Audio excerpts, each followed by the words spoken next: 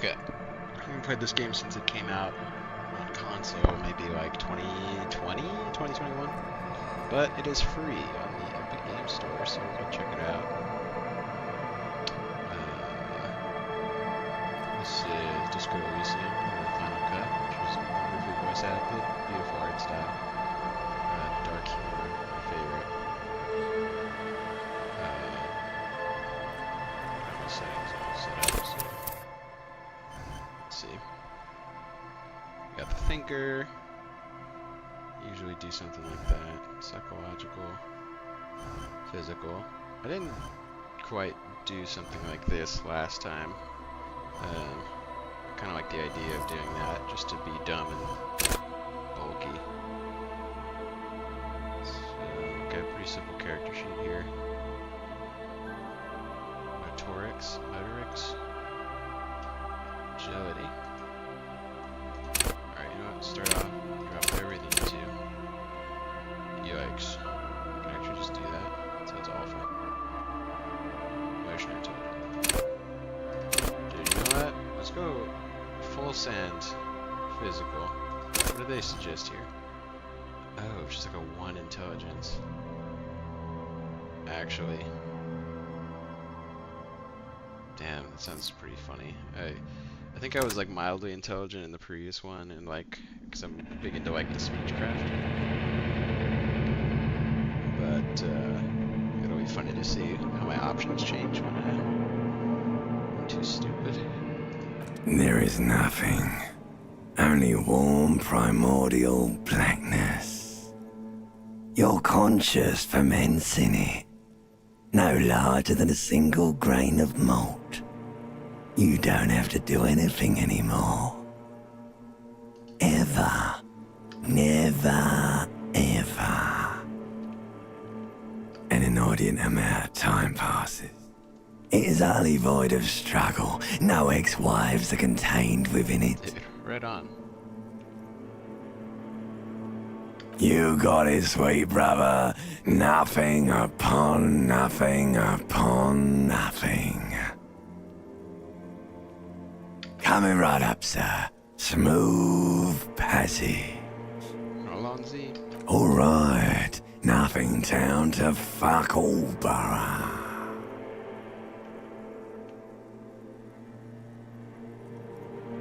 Do you want me to upgrade that to a one-way trip, sir?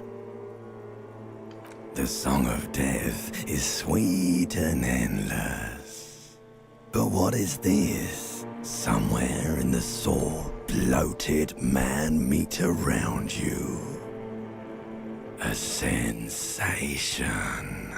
Oh, the Like a fly to the ointment, your conscience sticks to it. The limbed and headed machine of pain and undignified suffering is firing up again.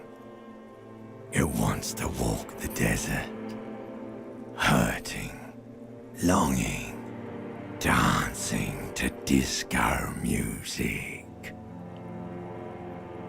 The stench of liquor rises from your mouth, and with it, an ungodly headache. A fiery streak penetrates your skull, trying to force your eyes open. It's a sound, a clarion call from hell.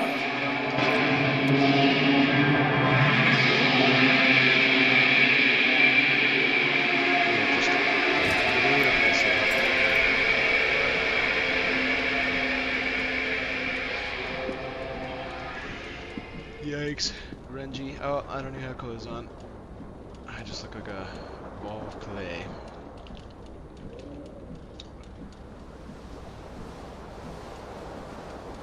Oh yeah. Oh, we're agile, alright. Alright, first things first, when I wake up, man, I gotta go to the restroom, take a rest.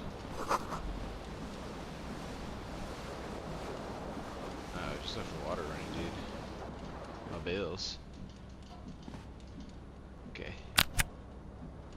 Oh, sick. Oh. Incredible feature. Plenty of time to get dressed later. Let's see what A we can mirror hangs above a bent and broken sink. In a fierce discharge of masculine energy, someone has ripped half the faucet off. do. Hot water sprays from the base and steam covers the mirror. You cannot see yourself, just the outline of a man. It's poetic. Suddenly, you realize you have no memory of the face that awaits you there, underneath the soft vapor.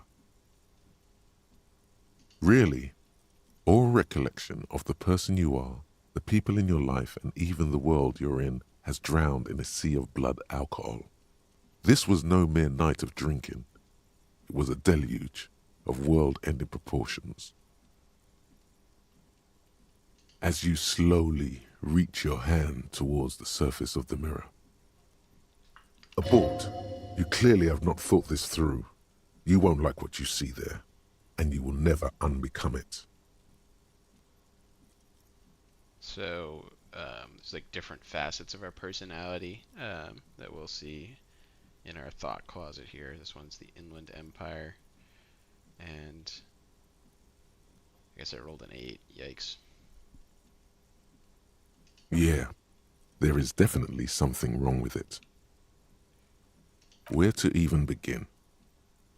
There is the bloatedness, then the swollenness. It's like there's an upholstery of alcohol underneath your skin. Ew. Bet you are. Your nose feels like a small balloon in the middle of your face. It hurts when you honk it. It doesn't appear to be a particularly tiny nose either. Not with all the drinks it's absorbed for you.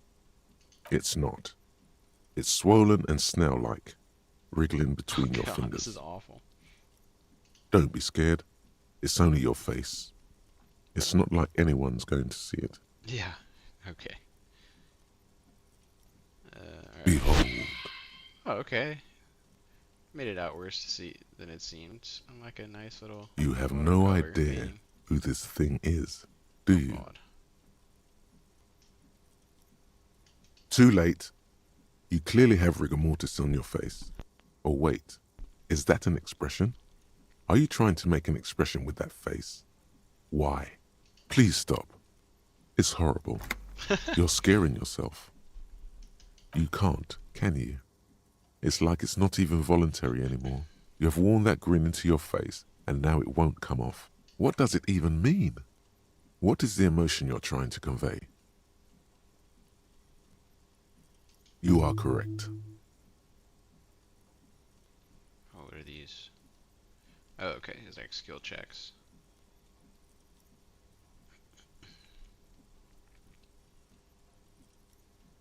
Okay, perform some self discovery here.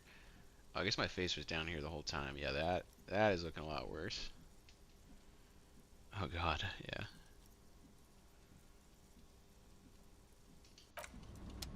If I remember correctly, there is a possibility to end the game by dying in just this part, but I don't remember. Ew, sweet liqueurs.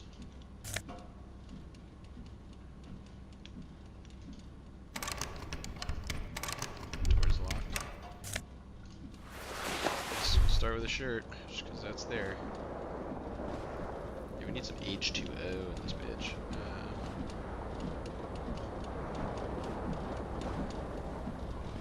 Grab my tie. This fan has 2 chain pull switches. One ends in a tiny fan, the other in a light bulb. A truly horrific necktie has somehow attached itself Dude, to they're one of just the blades. roasting this man. Pulling on the fan would be funny. Pulling on the light bulb, not helpful. Savoir faire. 72%. I say we go for it. You swoop up Yeah. and catch the tie. Snap.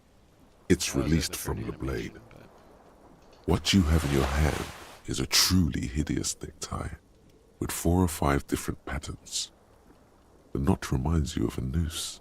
Am I wearing the tie? Yeah, I am. Sick.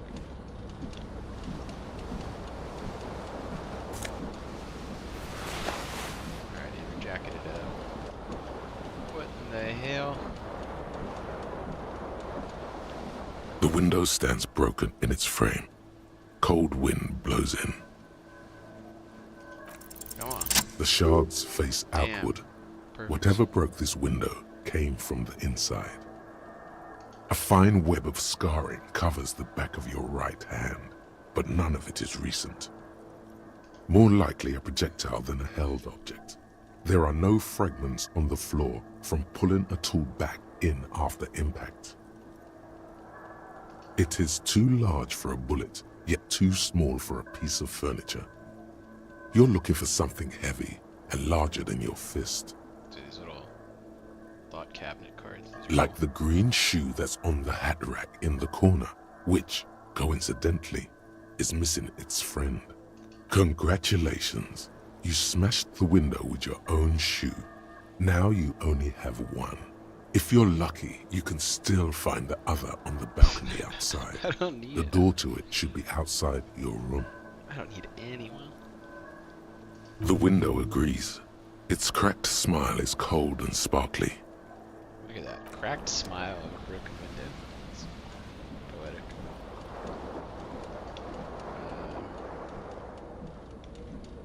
Alright, let's get some pants on. It's chilly. Okay, we got some like bell bottoms here. You hear a jingle. Keys are clinking in the pocket of your flare-cut pants. It says, whirling in rags, on the aluminium key ring. There is a single key on the ring. The number 1 is etched on it. It should open the door.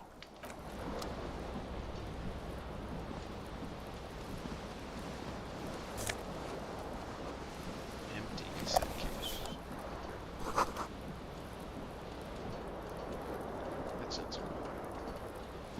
Get my one shoe on. My gator skin. Alright, let's see what's going on with this. Rolling empty, can't turn it off. Alright, it's a little hair of the dog. I got this trashed with wine and beer. It's not a good drunk. Alright, let's stumble out of here.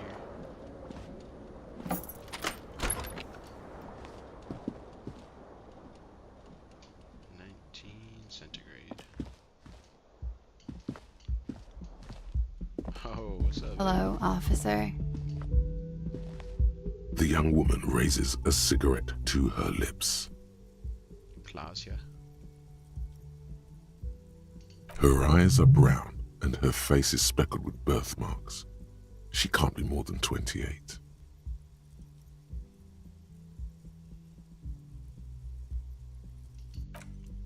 I'll spare you.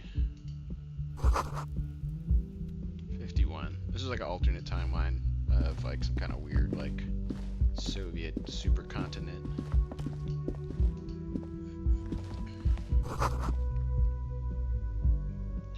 Trompe le monde. Le monde. Alright, let's figure out where this other shoe is. How do we get to the balcony? Oh yes, this is like the city-state of Revachol. Okay. Oh yes, we are rich.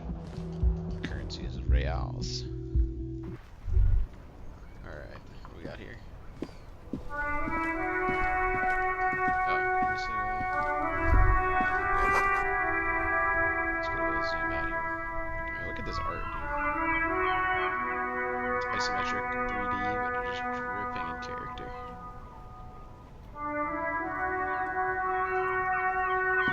It's drab, but expressive. These little flat bubbles are fantastic to paint a picture. Alright, we're shoot up. There they both are. 2 identical shoes, both copiously green and indiscriminately snakeskin, reunited on your feet. Good, they're balanced, comfy. Feels like the only good thing about you right now, truth be told. Alright, so we got health and morale. Interesting. Needed that. Oh, so this is our character sheet. So I guess each of these like major skills are governed, or each of these little minor skills all fall under these major ones. Capacity to reason.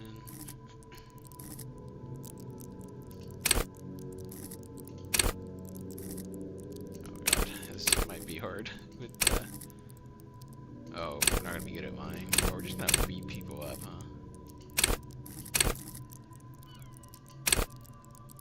Intimidate the public.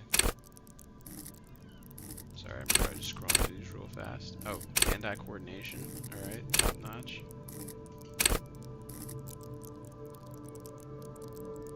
I'm a sneaky boy. I can beat people. Make threats. I can get trashed. Healthy weapons. Cool. Well, dude, look like I have a fair amount of health. That's good. Worth the damn in a fight.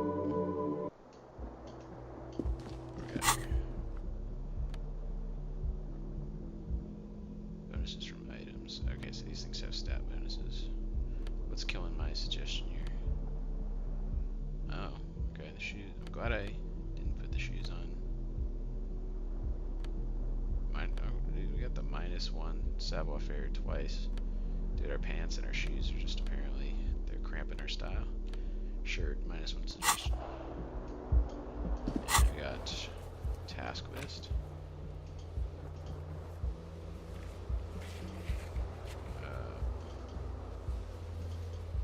I guess these are just the checks that we did. For some reason, can't open them. Oh, those are checks maybe that we can still go and do.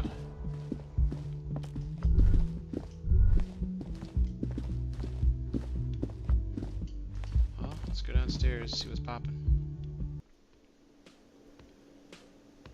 Where am I? Oh, okay, I'm still a pen. Oh, is this a jam? Is this exit or is this suicide?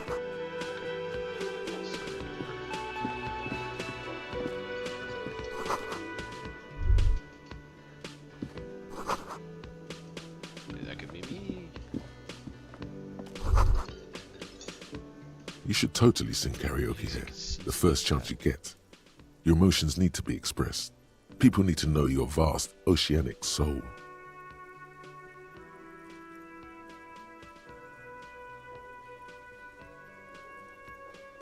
Of course, at this point, precise measurements of your soul can only be performed from the outside.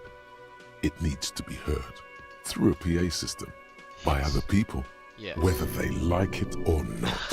Ram it up their ears, says your adrenaline gland. Violently express yourself. You should sing the sad small church song from that tape you found. Thought it was obvious. No, don't sing the happy song. It's stupid. Sing the sad song. It's profound. You would need another copy of the tape first, though. The one upstairs is destroyed. Damn, I have to find another copy of the tape, but also I get the opportunity to sing karaoke. Alright. Making it. It's not up there. That's weird. So this over this. What's going on here? Alright. Scoot.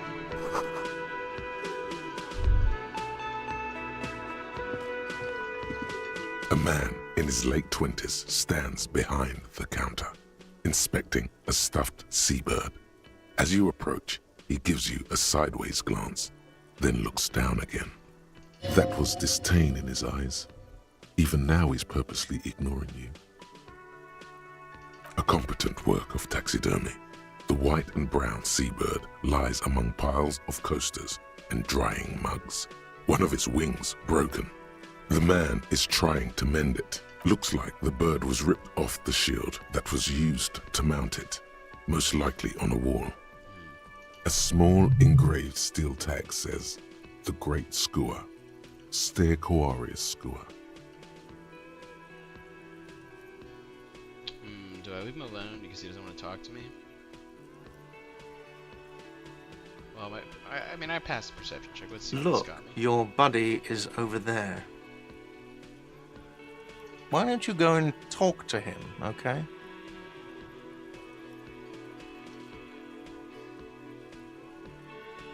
He pretends not to hear you, concentrating on the bird instead. All right, now No, we're talking. I'm not the bartender. I'm the cafeteria manager. He's very animated all of a sudden. This seems like a touchy subject. That period of my life is over. Not everyone who stands behind a counter is a bartender, okay?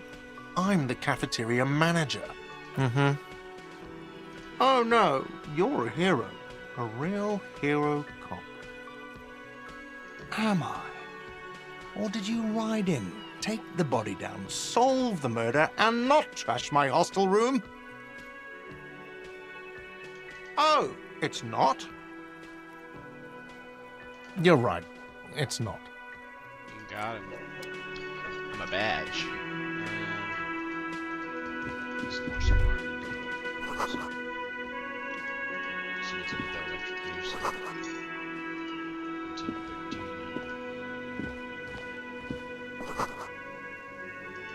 So today's Monday.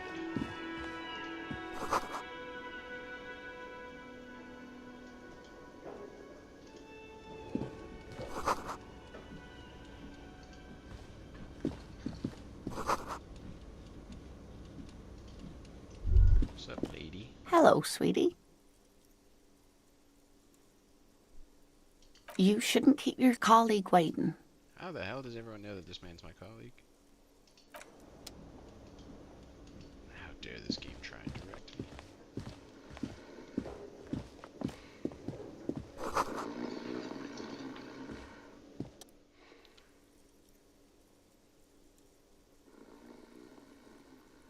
A colorful piece of plastic is dangling from his carabiner.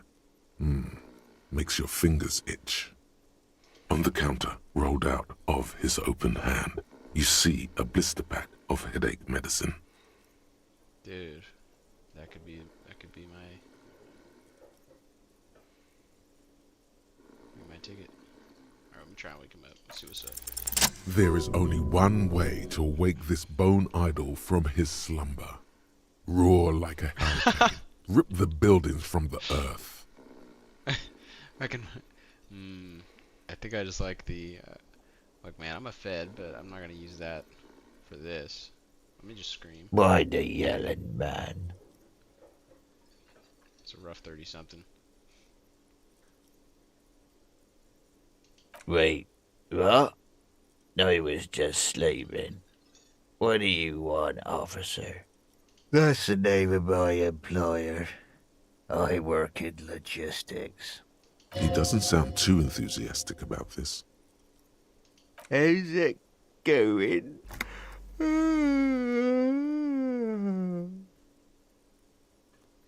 Haven't you noticed what's going on outside? Good. Then you understand the gist of it. We would all be better off without the employers and their employment. For one, I can get some goddamn shut-eye. Right to sleep, I say. Indeed. Help yourself to some. Wait. No. Oh, it's empty. Sorry about that, pal. Oh, he's a nice guy. Thank God, no.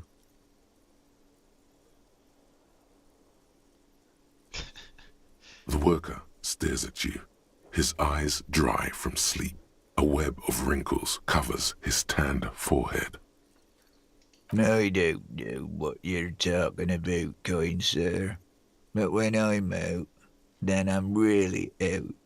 No malt grains or whatever, no poetry stuff, just quality time. Fuck sleep. Despite the headache and the queasiness, you feel like you've got at least a 10-kilometer run in you. Dude, I'm an animal. The dock worker doesn't answer. His head is already back down on the table, in sweet sleep. The worker is in a deep slumber. Give me that. The man does not mind. You probably need them more than he does. You've just picked up some magnesium. This item is stored in the bottom left corner of the screen above your character portrait. Use magnesium to heal your morale if you have morale damage. Alright. It's a dock worker's ID, doubling as a shift card and a job permit.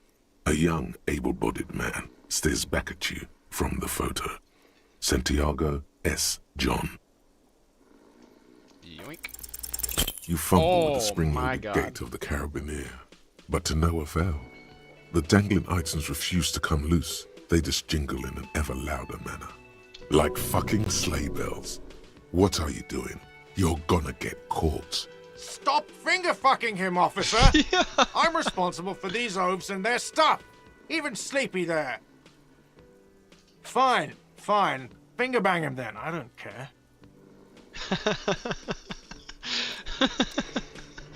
Oh boy. I love this game.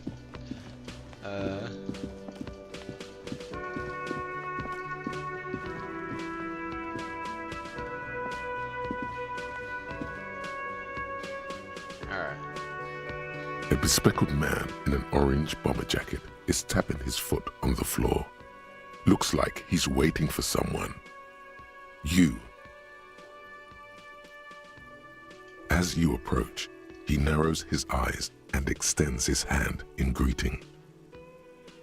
On the sleeve of his bomber jacket, as well as on its back, are the same enigmatic white rectangles as on your blazer. Where are my white rectangles at? Hello, I'm Kim Kitsuragi, Lieutenant, Precinct 57. You must be from the 41st. You realize he's waiting for your name.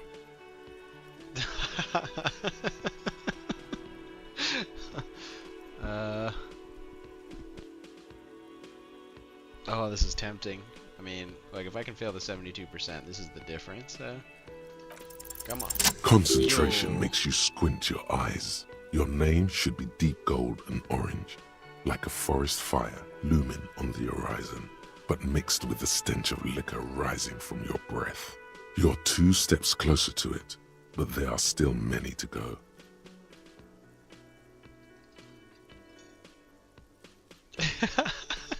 It's not insane. Okay then.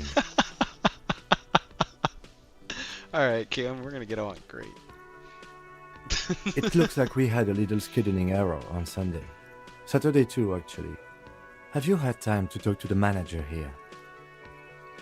It is not yet time. If you don't mind, we should talk to him again.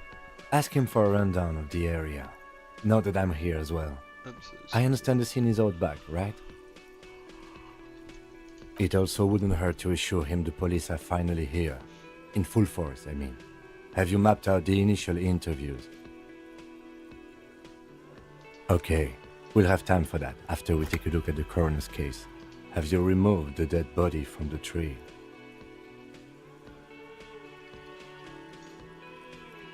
So, the body is still in the tree. This is the first time you detect a weariness in the lieutenant's voice. It is obvious he would have preferred for the body to no longer be in the tree. Where it has been hanging for 7 days straight. Gross. We should go there as soon as we are done talking to the owner. What a shame. Get to it now. Rip that body down from the tree. After you, officer. If you're about to embark on an investigation, shouldn't you have a badge? Oh, am I gonna say this out loud? You mean you don't have a badge? Losing your identification card is a serious matter. My vehicle has a shortwave. You can use it to report your badge missing. I advise you to try to locate it as quickly as possible, but getting the body down should still take precedence. Lieutenant Kitsuragi is now in your party. You can talk to him whenever by interacting with him. Whenever.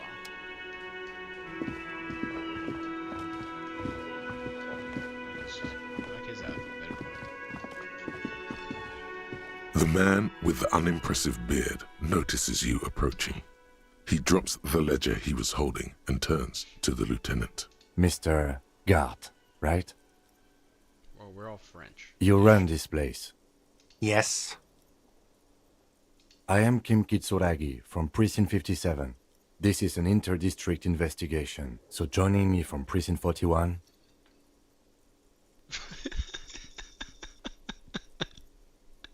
Oh no. Fantastic.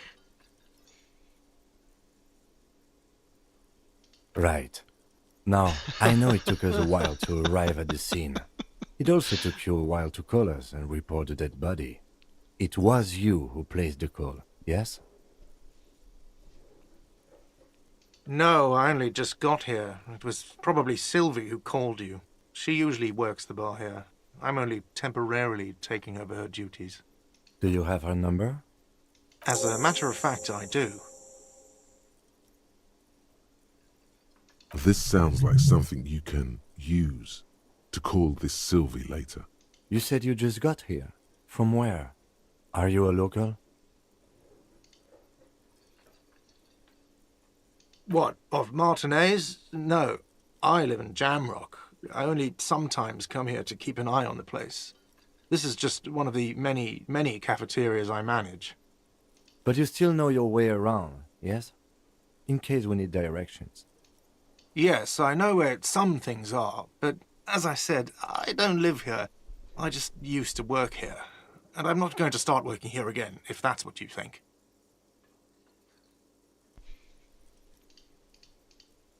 I didn't imply that. Detective.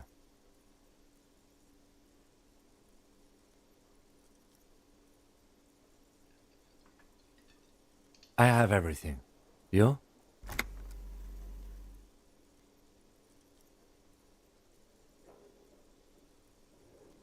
Yes, yes. He means, do you have questions for me, like a police officer would? Killed him. She went away because none of your business. I mean, we're Extra fine. Behind this building, there's a courtyard. They hoisted him up on a tree there. That's easy. See that door there? First you exit through that. Then, to your right, you should see a big hole in the fence. A really big one. You can get to the courtyard through there. No need for the keys. The hole is big enough for the Franco-Nigerian cavalry to fit through. Let's go. XPE. Not so fast. You owe me 130 real. Ooh. Hey. I would not really say that was under. As you blow this joint, behind you, a whiny voice As I shouts. blow this joint. Real mature, man. Real mature. I just split, dude.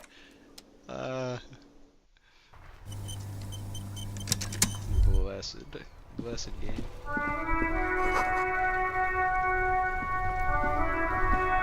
What's up, lady? The RCM in Martinez.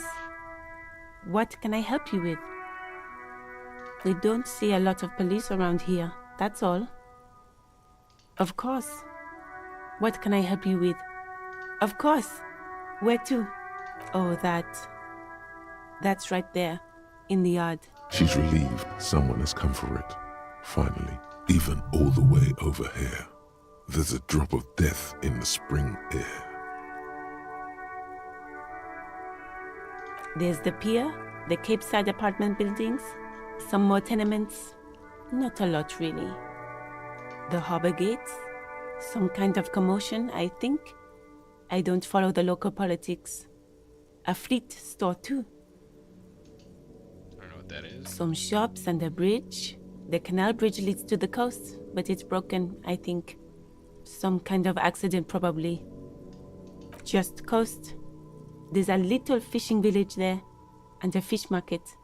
But that got closed down ages ago.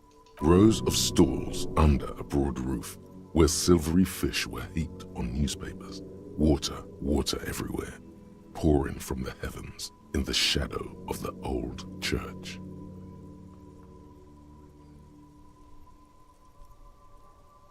Anything else?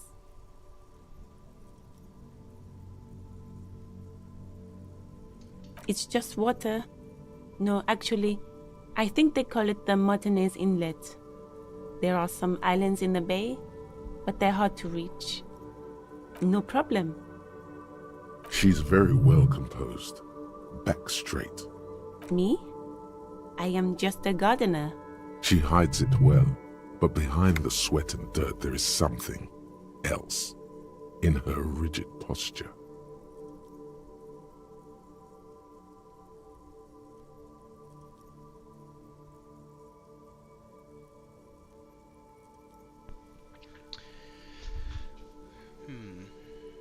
Is there?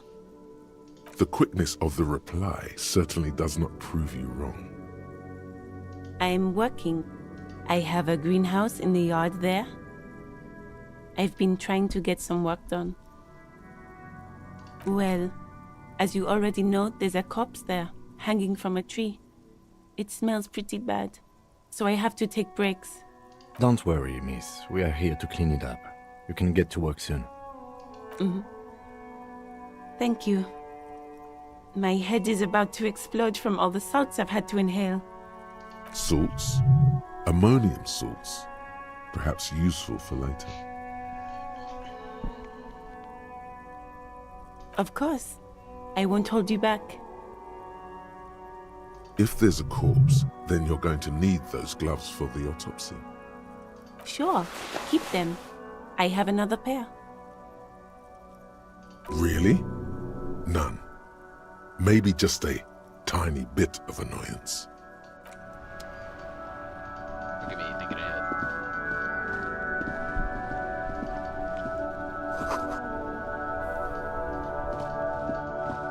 Wait, pigs? Where are pigs?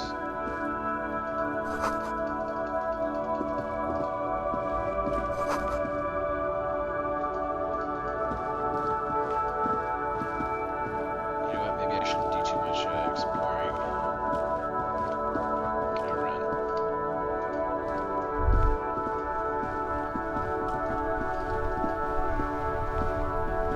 Yeah, this is the Popo Mobile. So it's fresh.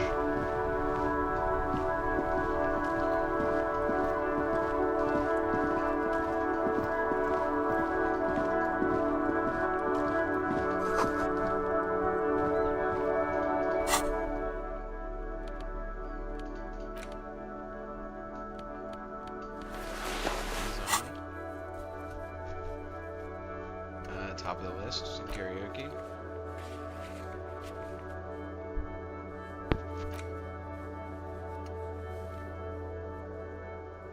What if I find the badge?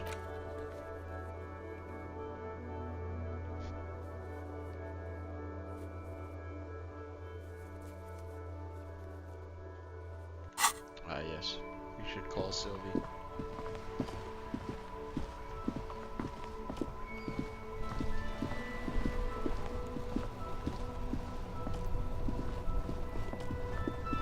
Before you stands a motor carriage. The bodywork is covered in blue and white livery, bearing the number 57. Vapor emanates from the large engine on the back of the vehicle. It hasn't had time to cool off yet. In the cabin, you are welcomed by a set of steering levers, a radio microphone on a hook, a pull-out toolbox under the seat, and the soft glow of the fuel preheater gauge. A scent of leatherwork and heavy fuel oils washes over you.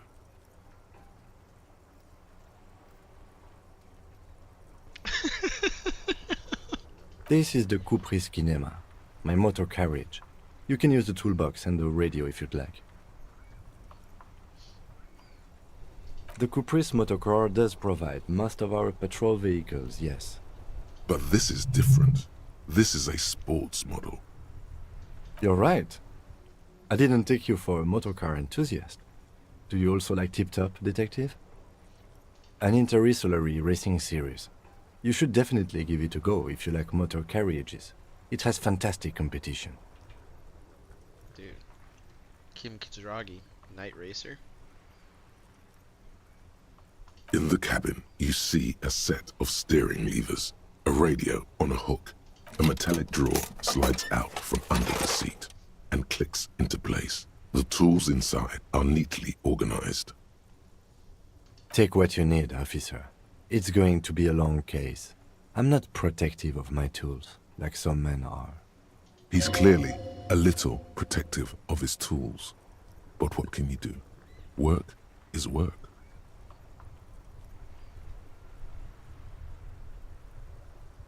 The handles are long and sleek.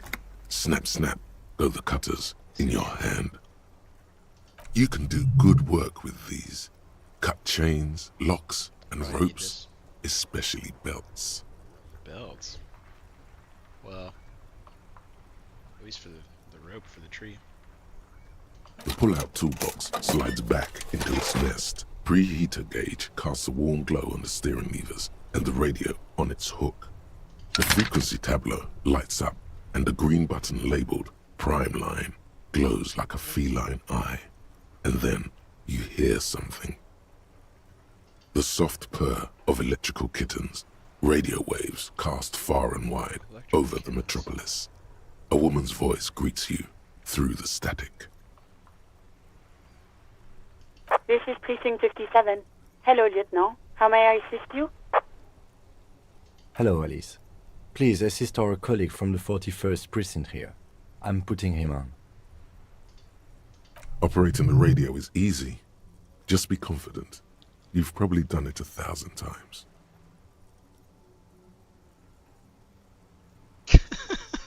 This is Officer Alice Demetri, Precinct 57. How may I assist you? Under the green Prime Line, a yellow saved button catches your eye. You wonder what the lieutenant's default radio station is. Of course. What is the number, officer? Yes, hold on. Her number is 005 1944 298. Received. Hold on, officer.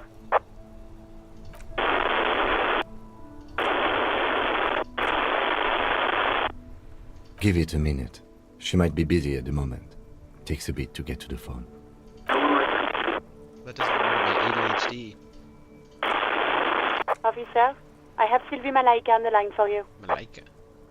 Yes, hello?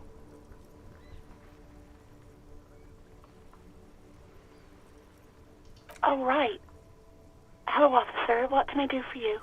There is no resentment in her tone. She wants you to ask her out. No question about it. This is like normal man brain. Woman being nice. Or woman not resenting me at all. Anyone grab a cup of coffee? I can't do it. That's too uncomfortable. No, not me. No, sorry. I don't. Not a lot of people have phones around here. Copper thieves take the wires. People don't have the money to have the cables put in again. They use the Union's phone, or the one on the coast. It was someone else. We'll find them sooner or later, officer. It just might take a while. Yeah, go on. I can't. You mean, why did I leave the bar? Honestly, I'm not really comfortable discussing it with you, sir. Maybe, I don't know. I just know I have to take some time off right now. I do hope so. Please, don't call me again. Bye. Yes, you have obviously done something to upset her at the Whirling in Rags when she was still working there. How did I think she didn't have any resentment for me than this? I'm not mad, it's just... You were so drunk and so emotional all the time, and then the skua thing happened. It just made me want to quit. The stuffed bird, the great skua. You threw it against the wall while screaming, "Fuck that bird," and laughing like a maniac. I think you said it had been giving you shit ever since you got there. Yeah? Bitch bird cow was coming at you.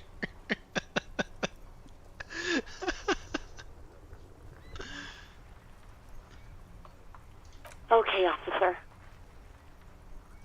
You hear the sigh of relief on the other end of the radio. Wordless, the call breaks. Then, the already familiar voice.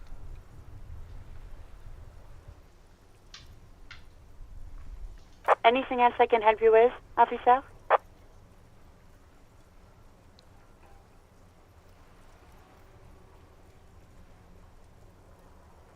57's over and out. In the cabin, you see a set of steering levers, a radio, Alright, Kim, he's my partner. Why I'm stupid. That's my boy.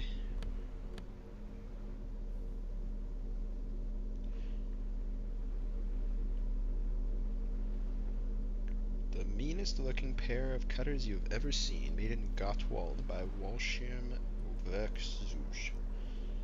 No chain, wire, nor barbed fence will ever stand in your way again. They look hungry, ready to chew steel. Cool. Keep searching for the collar, despite lacking any obvious leads. This might take some time. Alright, to the body. Yes.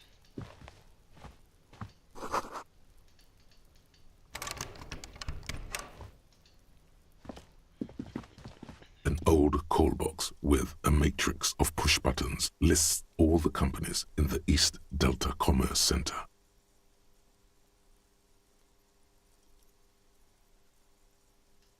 Nothing happens after you ring the doorbell. They don't want to talk to you. This button looks new, but someone has removed the name card. Nothing happens when you try to ring it. Huh. This button looks new. It's probably not connected yet.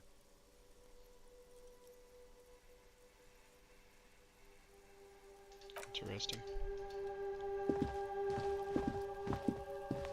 You see a set of tire tracks in the brown slush that covers the plaza mosaic. Oh boy. Hard to say. Your vision is blurred and you're having difficulty concentrating thanks to your relentless hangover. Cop habit. You look at everything. Alright, well, smarter than me would have figured that out.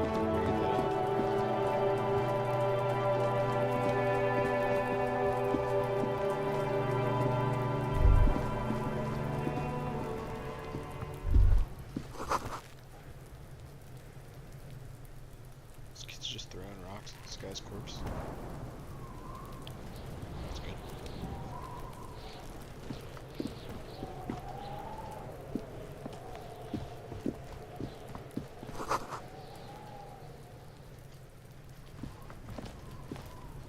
Yes?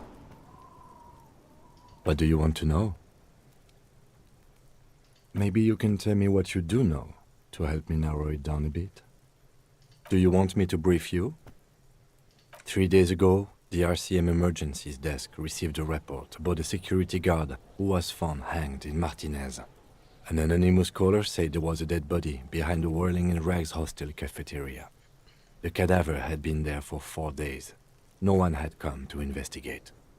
Well, at least it's a little cold. During that time, the victim had been stripped of his belongings. The caller did not identify him, but used the word lynching. There is an ongoing labor dispute between the local dock workers and the logistics company Wild Pines. I was told we should approach the death as part of this dispute. They didn't identify themselves in any way. The tone was muffled using a device of some sort. The desk could identify neither the caller's age nor sex. There's a strong prejudice against involving the RCM in what's seen as union matters. The dock workers' union is the de facto police in Martinez. Now it appears they've started executing too. We cannot allow that. That's us, the Revachol Citizens Militia. We're the police in this city.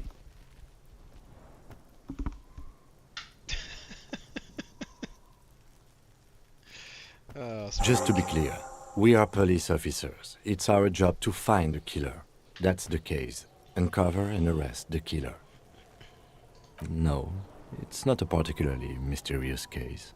The deceased is a security guard for a corporation involved in a labor dispute. It doesn't take a DeLorean polymath to put the pieces together. I just don't see the case getting more mysterious than that.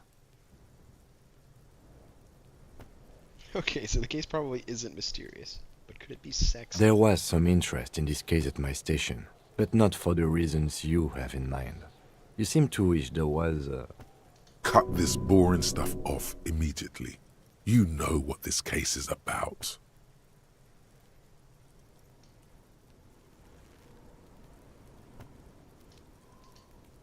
Excellent. Was there anything else? Good. Seem to be following me. Me? I don't see how my life is pertinent to the investigation. That's a fair point.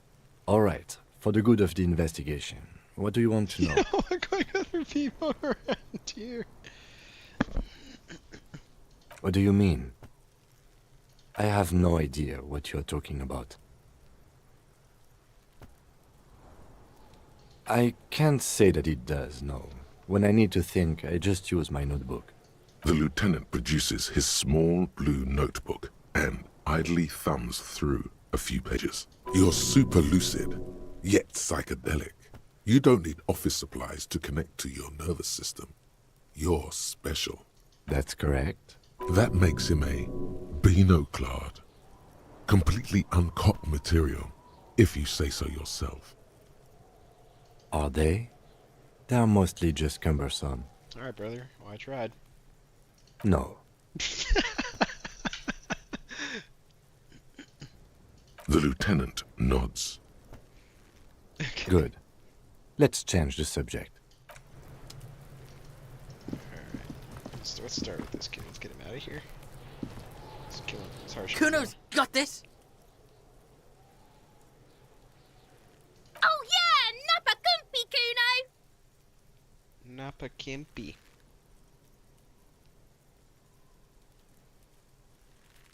Right in the dick, Kuno! Get him right in the dick!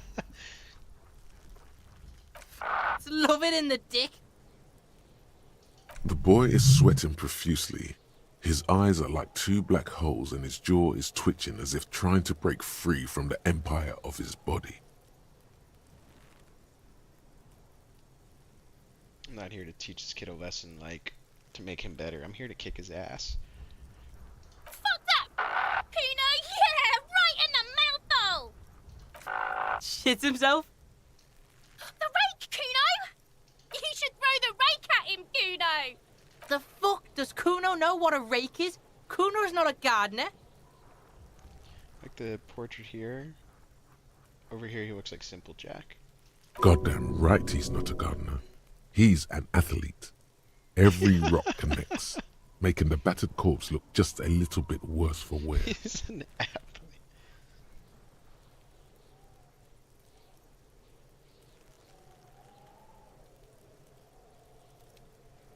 What?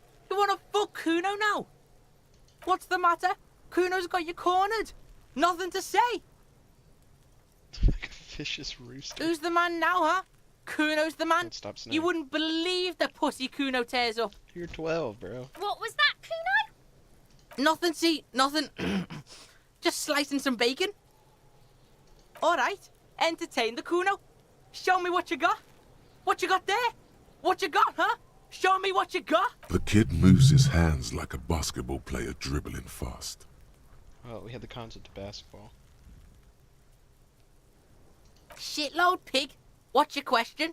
Don't tell the pig shit, Kuno! This is where you quickly ask him questions. Real cop questions. Like a cop. Like a cop. Probably climbed. Kuno was busy down the road when that shit went down. You heard Kuno. Kuno wasn't even in Martinez. Kuno wasn't in Revachol. Kuno wasn't regional. I don't know. Some fucking... Mesk or I don't know. Some other place. Night City. Kuno was in fucking Night City. From Cyberpunk? Kuno gives this info out on a need-to-know basis. And you don't need to know. Kuno didn't smoke the gimp, if that's what you meant. You're testing Kuno's patience here. Get lost,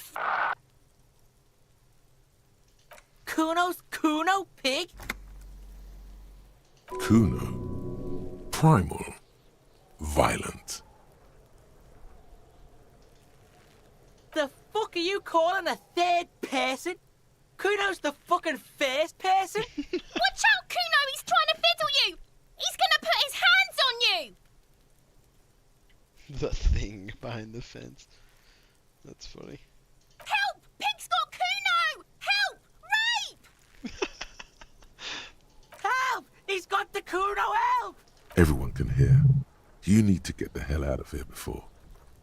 Help! He's digging his dick out! He's digging. Escalate, Kuno! His dick is out! You're afraid! Pigs in here, Kuno! Somebody, please! Look at his shit-eating grin. He knows there's nothing you can do to him. He's bullying you, and you are helpless. Kill him. Kill him now. He won't see death coming. Ooh, 58%. Oh, we got one shot at this. Let's go. Damn. Oh, no. Oh, that was embarrassing. Oh, no. You didn't shut him down. Your fat fist didn't meet its target. Instead, it pulled you down with it. Oh, this is the worst case scenario. Pig's trying not to cry. Kuno can't believe this shit. Can no one stop the Kuno? Pig, Kuno thought you had this. What happened? Kuno can't do anything now. Fucked your shoulder, fucked your knee, fucked your fat body up! Yeah, you deserve this. Trying to show your dick to Kuno. Kuno was scared.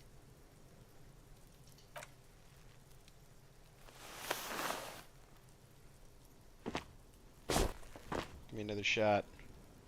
What was the point of me being physically... Kuno's just gonna beat the shit out of you again. Oh. I told you not to tempt such forces. Now, how about we go and do something worth the public's time? Dude. Look, see? It's the... You belittled yourself before the Kuno. Now you must seek his forgiveness. Whoa, whoa! What's this psycho shit? You're gonna pretend like nothing happened? He's trying to forget it, Kuno. Don't let him forget it just like that. Reminisce with Kuno. First, you try to fiddle this, then you punch yourself in the face. What was up with that? Yeah, Kuno, what was that? How are you gonna make Kuno forget that shit, huh? Please don't waste time on nonsense. Don't listen to the blind fuck, Piggo. You're doing the right thing here, trying to get Kuno to like you again. You can pay tribute to Kuno with drugs, or cigarettes, or some wheels. Kuno could use some wheels. Motorized carriage shit. What are you doing? Damn, I would have loved being able to pop him in the face.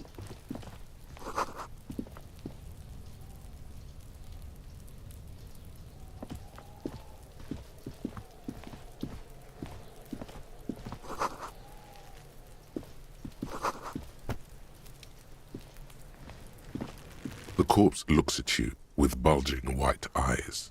The face around them does not look human. It's swollen and ready to burst. His lips are fish-like and his tongue like a ball gag in his mouth. You seem to be holding your breath. A cargo belt twists his neck at an unnatural angle. The body below appears stiff. It's letting out an ungodly rot. The smell seeps in even through your clenched nostrils.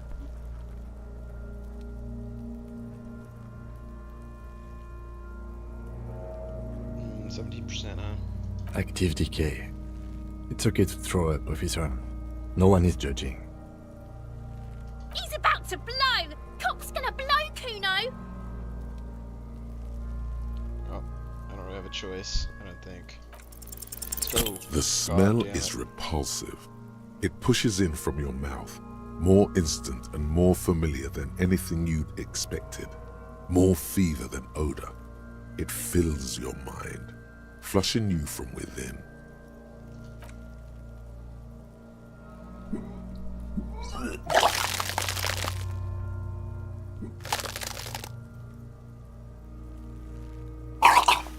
Ugh, that was wet. Too late. It's impossible to keep in. Your body curls and pushes it out, burst by burst, until a pool of vomit lies under your feet, and your throat stings from the stomach acid. The smell of Commodore Red rises from the pool. Among it, distilled spirit, and bits of shish kebab. It's okay. Happens to everyone. Keep it. The hangover is clearly making this worse for you. You could use some ammonia to clear your head. If you can handle the headache, some officers use it to deal with cadaverine odor. I can't handle the headache. It's more likely he can handle the smell, unlike you. That young woman, the gardener, mentioned she used salts for the smell. If she doesn't have any, there might be some in the fridge store nearby. Acquiring ammonia will provide a modifier to the white check. Modifiers make checks easier and allow you to retry them.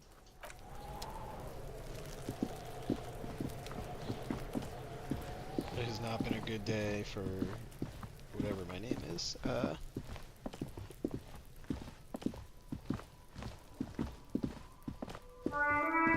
even beat up a small child.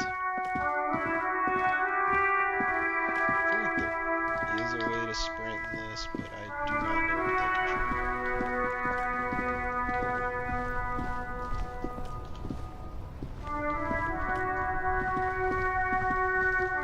But it's just double clicking. Yeah, alright. Alright, we're in business now. Hello again, officer. How are things? Sure, Get some of those I'm done with salts. them. Go easy on that stuff. It gave me a terrible headache. Thanks, Chief.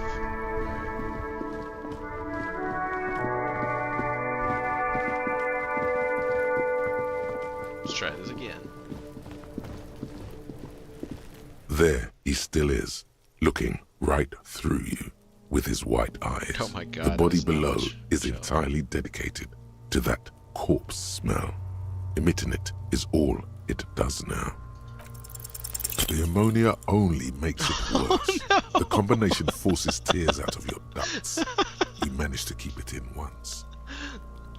The second time, not so much. When the vomiting is done, your cheeks are wet with tears. This is such a horrible Monday. Oh no. Are you okay, officer?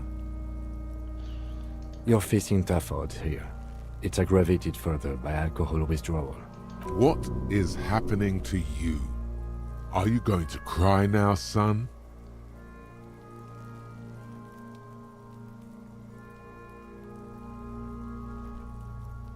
An appropriate attitude. You need to get your shit together. We should go talk to the locals. Find something else to do while the wind changes. It's pretty bad right now. Whoa. Oh, this is the thought cabin. I misspoke earlier. So these are like little side quests, I think. Your shit is apart, and it's rather unbecoming of a cop and a human being. It's supposed to be the opposite of that. Together, compressed in a small area. To achieve a solid level of shit compression, squeeze your butt cheeks together for 30 minutes. Do something similar with the two hemispheres of your brain. Talk to people. Maybe that will help. Okay, so we'll make that active. I guess.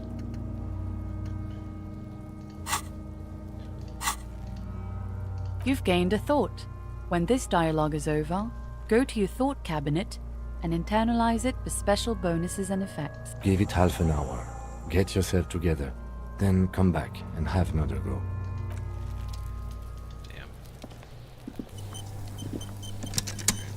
There are several footprints in the mud, left by work boots. Anywhere from 6 to 12 pairs have walked here.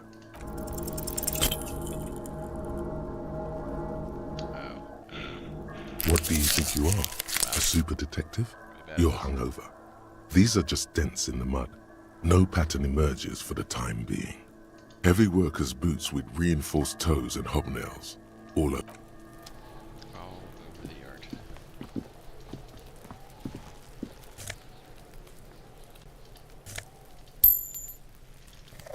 Good, we need more magnesium, dude. My morale is shite right now.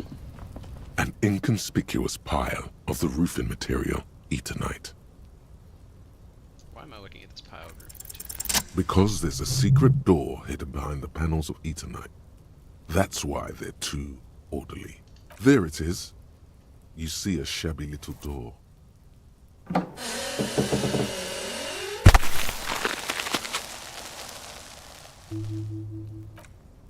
What is this then?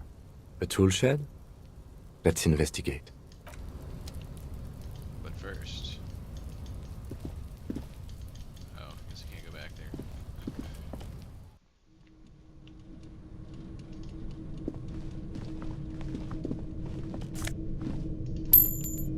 Dude, we're getting rich.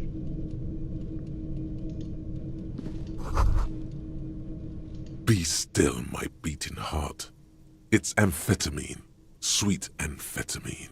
The lieutenant isn't studying the powder in the mirror. He's studying you.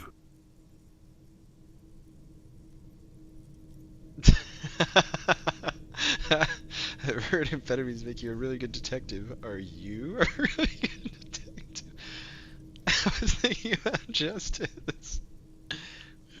Of course, detective. Swift justice. Don't worry, we don't have to investigate every trace of narcotics. Yeah, swift, lightning justice. Faster, harder, justicer. See that ladder there? It's probably another way into the industrial harbor, no? A secret path the local kids use.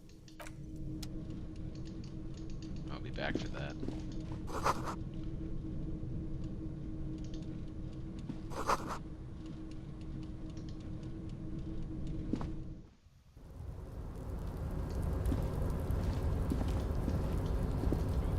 We got him here. American pathfinding.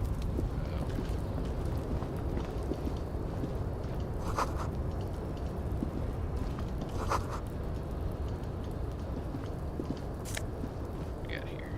Postcard.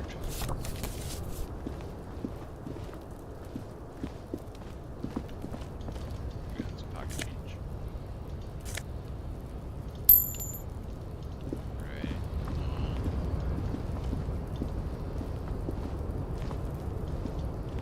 Hang on. Can I jump down over here? Yeah, okay. So let's start there.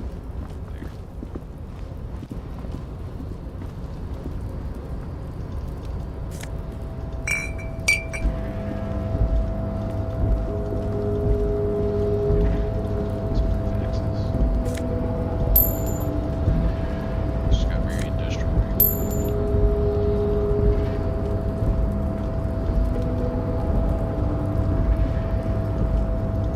Get to the jacket. Looks like someone left his tarpaulin cloak hanging on the railing here. When the wind ruffles the cloak, you can most definitely see a white rectangle on its back. Yes, it's probably yours. It bears the RCM insignia, and you have a habit of being careless with your equipment. Yeah, you're right. You could probably make the jump. You look like you've done some track and field in your day. Dude, 17%. The cloak? I do think it's yours, yes. As to whether you should go for it? Well, it doesn't seem too dangerous. 2 meter stops. Whenever you're ready to do it, I'll be right behind you. We ball. Come on. Fuck. Okay. Oh no, dude. Please, I hope Kuja doesn't see this. Oh, okay. I'd much rather wimp out than eat shit. No, no. That's still too high. What were you thinking? You're not a gymnast. You're a boxer. And you've climbed way too high up here. You could have died there. Shit, shit, shit, shit. I'm failing you. This wasn't part of our deal. Hey, hey! What happened? I understand. We can always come back when you are feeling better. It's just a cloak after all. Dude, my like wall athlete build is kind of sucking right now.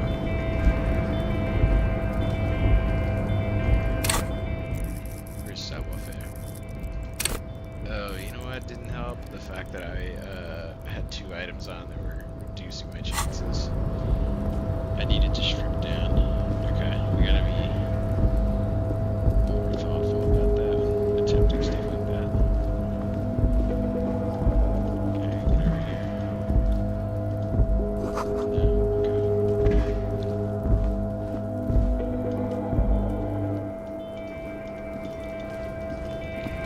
Can I get here?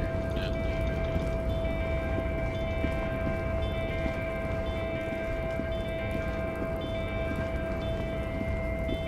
Dude, it hasn't even been 30 minutes yet.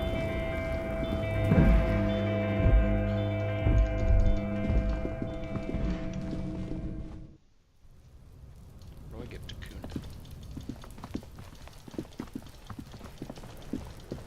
Yeah. This trash container is locked.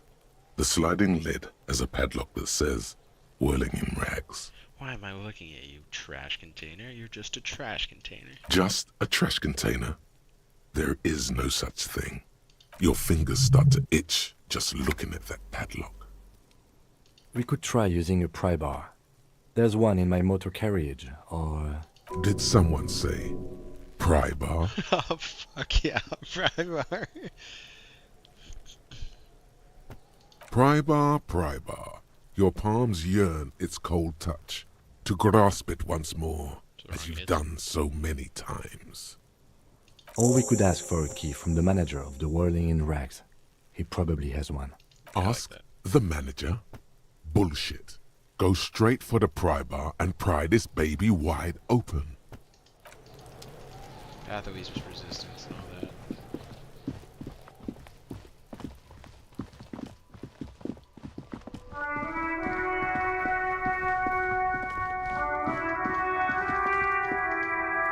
Alright, keep going that door. Let's try this one.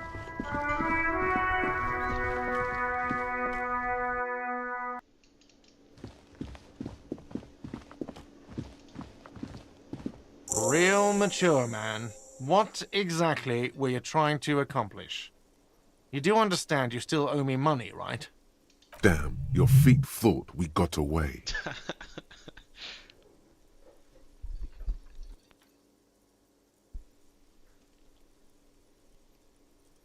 You know what? The stupid drinks you've had are on the house. You know why? Because I know you can't pay for them. Not because you ran away. Now, I still have to charge you for 3 nights and the broken window. That's 100 square. Not entirely cool. You still owe me 100 real. If you don't have it by tonight, I can't let you back up there. Now, what the hell did you want? I assume you wanted something to come back here. Where am I gonna sleep?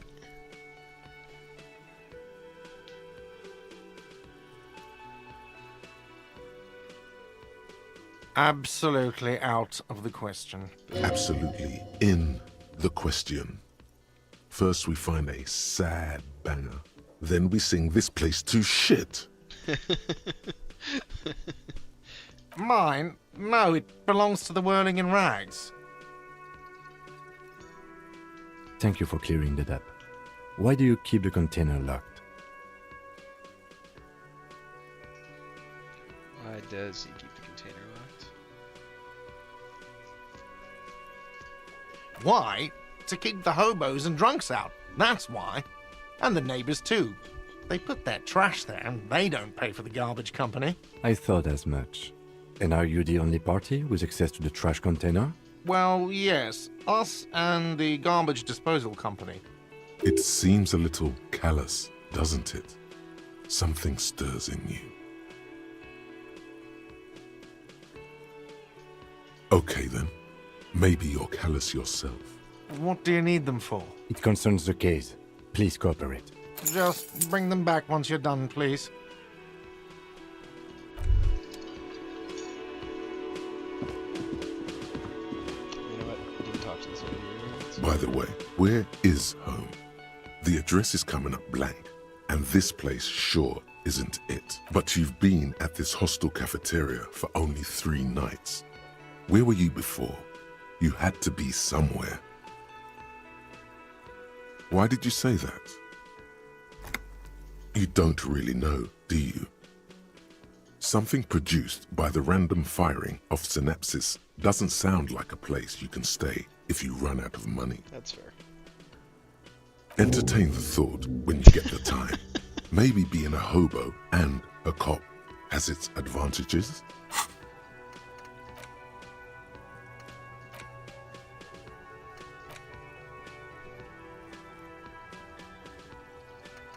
Temporary research base.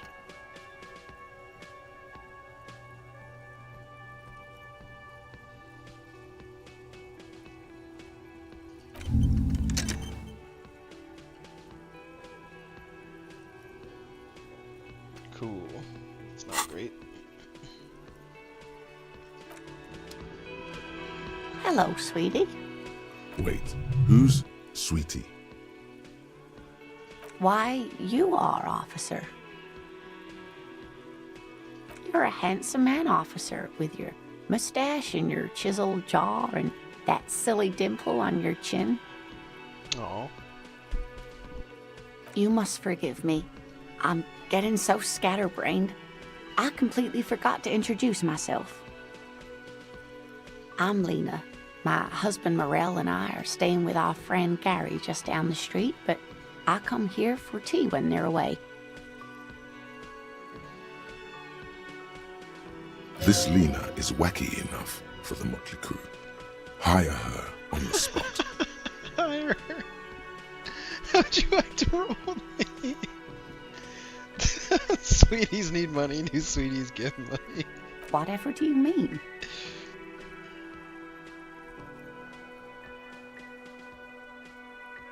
Sequence killers? Oh my. But I think you already have a partner, sweetie. A partner who'll need you to help him get a corpse down from a tree. Yes, and it seems to me that you do well to stick close to him. He has the look of an upstanding officer of the law, someone you can lean on, and, sweetie, you are looking unsteady. And even if he weren't there, I don't think you'd have much use for me. Thank you, but Martinez isn't the most wheelchair-accessible place, you see. I'd slow you down. Perhaps another time. You seem to be in a chair. Of course, dear. Good luck with your case.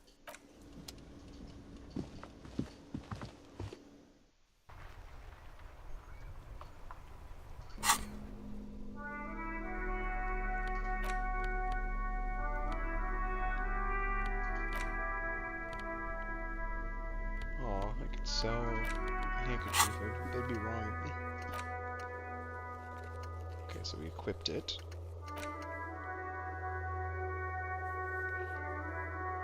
Make a truce with Kuno. I can't believe we got 20.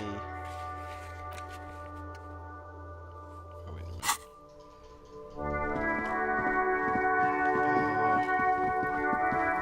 Alright, it's been a half hour. Let's go try this one. There he still is, looking right through you with his white eyes. The body below is entirely dedicated to that corpse smell. Emitting it is all it does now. Wait, I just can't until I put points into it with the F. Yes? There he still is, looking right through. Active decay. It's okay to throw up, officer. No one is judging. He's about to blow! Oh my gosh, I literally have to level up endurance to get the corpse down. Alright, so what do in the meantime? Talk to the local Hello, sir. people. Step right in. The store is open. I am lost. Are you interested in a new and exciting book?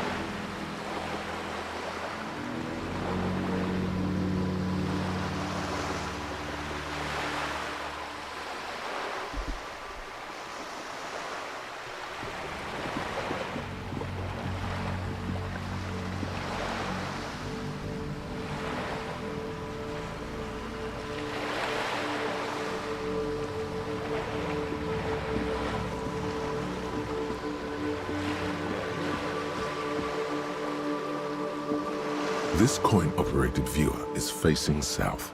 The instruction manual says to insert 25 centimes and pull the handle while looking inside. Then use the focus knob to zoom in if necessary. That sounds fun, but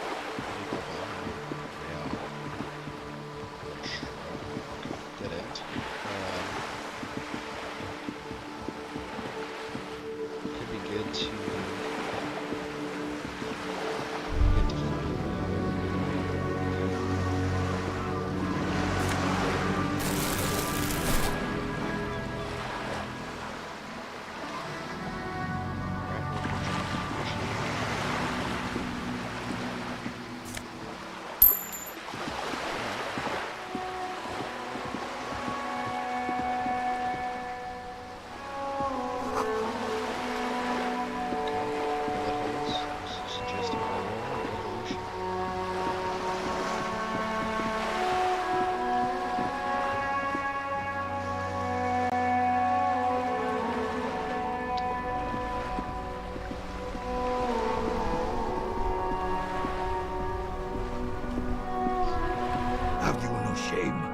whining about your back every time you bring out the measuring tape.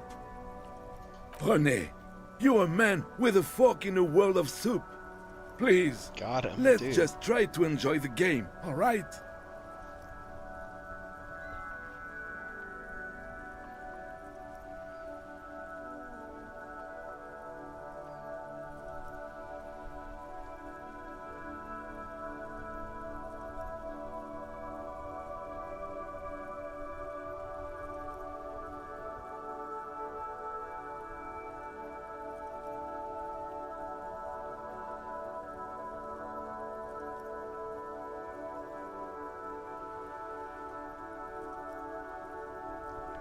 One second.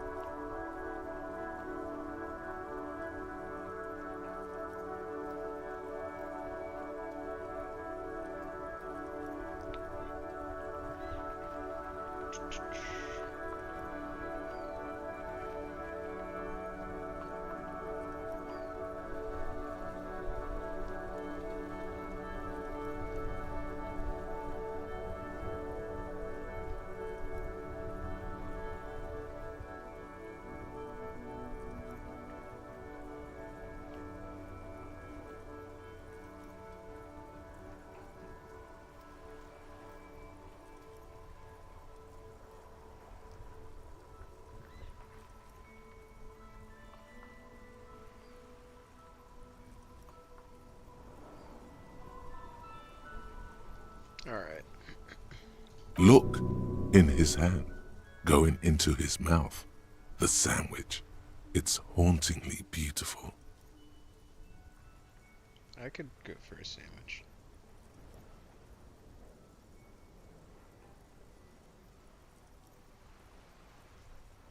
I'm trying to, but you keep breaking my concentration. You're old. I can see that. We're both old. Now stop grabbing your ass like it's a girl.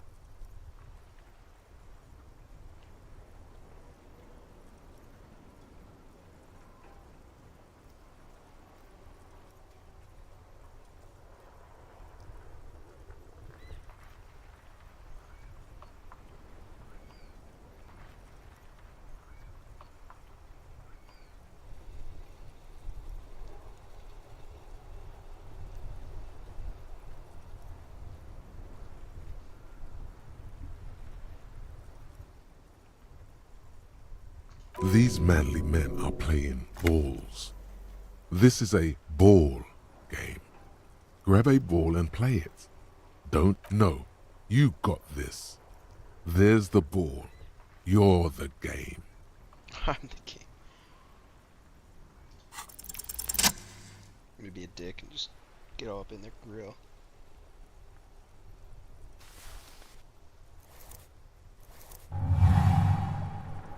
You are immediately surprised by the ball's lack of weight. No matter, you'll make it work. God, this is right. You feel the familiar tremble of excitement and adrenaline that precedes every victory. Time has frozen.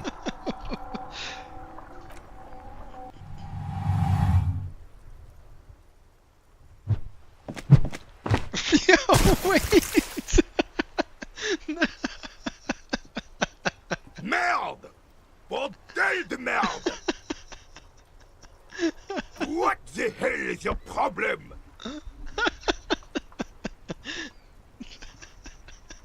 So confidently wrong. I don't care if you are a cop. You do not just ruin someone's game. It's so goddamn disrespectful. A man his age getting worked up like that? Better watch that blood pressure. You vandalized our game, son. We can't play petanque with 5 bull. Well, it damn well isn't. It's petanque. You ruined a petanque game. We want our bull back. Take it easy, René. This is just a misunderstanding, isn't it, officer? No harm done. Of course there's harm done, you orange slug. You owe us a goddamn bull. Good. Mistakes are forgiven when men at least try to right their wrongs. I believe you will try. Now, why did you approach us?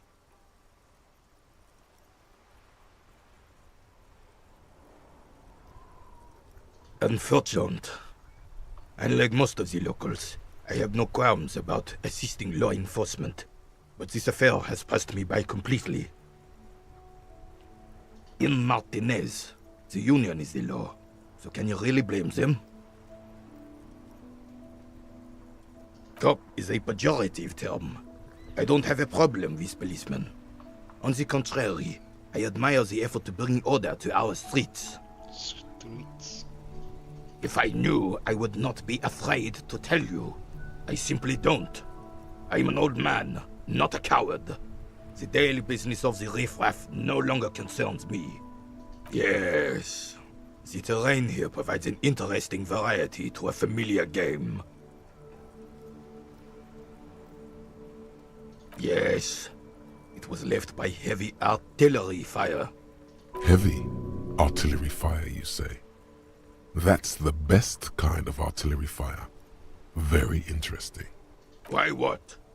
Because that's what happens when communards hijack your country, execute your supreme leadership, and turn your capital into a slaughterhouse. You use heavy ordnance to clean up your home. Commies, communists, socialists, anarchists, call them what you like. They just chose the name to feel special. Senseless sentimentality. Sadly, no. It was the foreigners who brought them to their knees. We fought valiantly. Too valiantly. So valiantly we got licked. Should have fought dirty, like they did with their suicide sex cult propaganda and mad anarchist women strapped to shrapnel bombs. We didn't though, and we lacked caliber. God bless him, but the suzerain's cannons simply weren't big enough.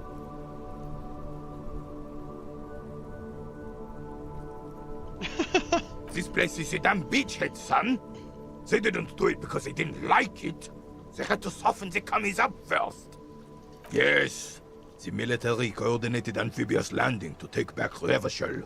Martinez was used as one of the 3 footholds in Revachol during Operation Deathblow in 08. The other 2 are off in Stella Maris and the Delta.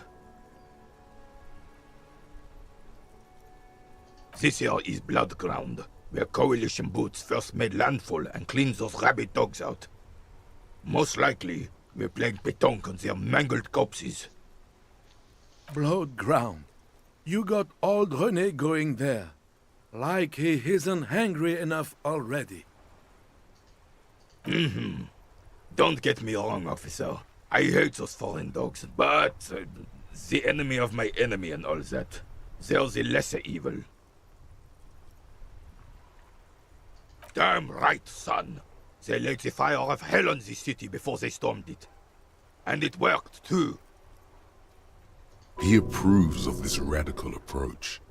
Knows it was necessary. The rest of the city got cleaned up, but Martinez they keep as a monument. And now the Union Socialists are practically running the place. Well, it's your own damn fault. You, we, the coalition, Revachol, whoever you want to blame, never finished the job. Officially, the party never surrendered. Of course they still hold influence. You don't even begin to truly understand the players at the table, let alone the specific circumstances surrounding the... What do you think?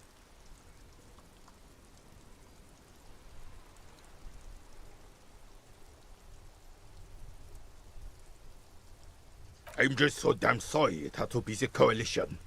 After 8 years of fighting those hyenas, boiling cats for food and drinking piss in the mountains, I would have preferred if the Right Honorable King Guillaume returned through Revachol, or even if that damn clan Frisel had risen from the grave and led us.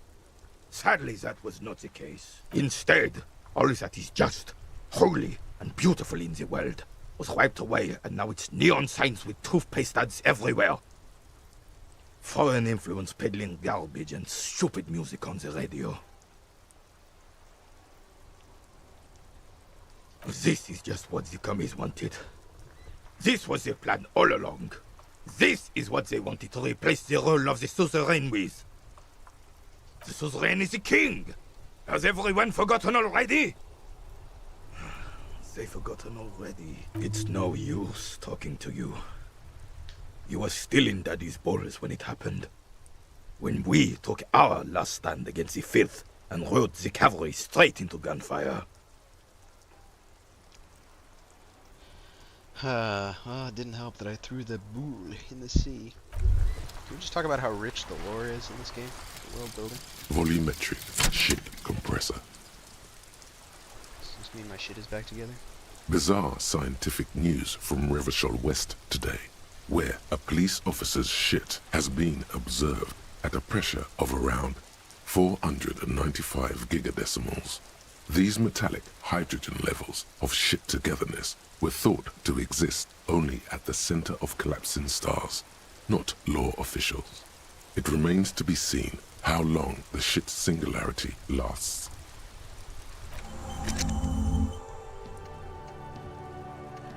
Sick. Okay. All of my endurance checks are unlocked, and my learning cap has been raised to 4. Does this mean I get to unequip this? What happens? Do I...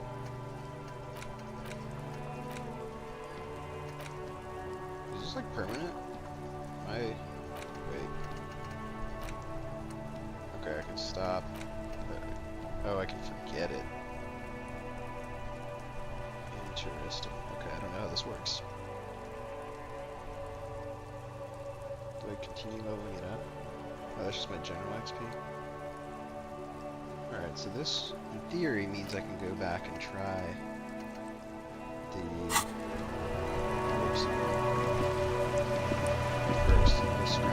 All around you, rain falls on the great city of Revachol.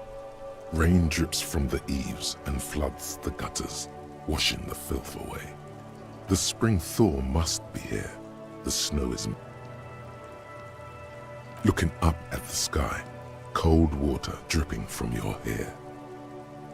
Grey sky like great battleships, clouds colliding with one another. Rain falls down on the world. Your shirt sticks to your chest. The shoulders of your disco blazer grow heavy. The cold finds its way in under your skin. You shiver, and the city shivers with you. You're not dressed for this weather. You should get an overcoat or a patrol cloak. This rain will not let up anytime soon. You should get a raincoat. There's a freight to the east. They sell them there.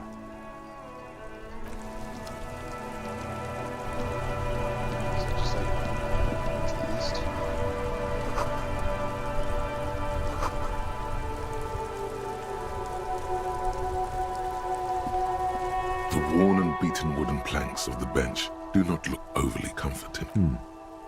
We can sit on benches after we've solved the murder. Let's go. You can revisit the bench if you ever need to pass the time when Lieutenant Kitsuragi is gone. Let's get the so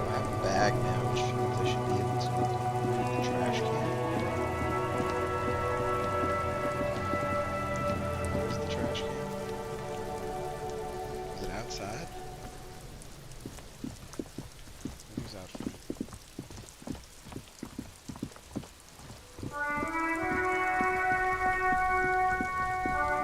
There's a trash can. Directable. This one? This one. Guess not.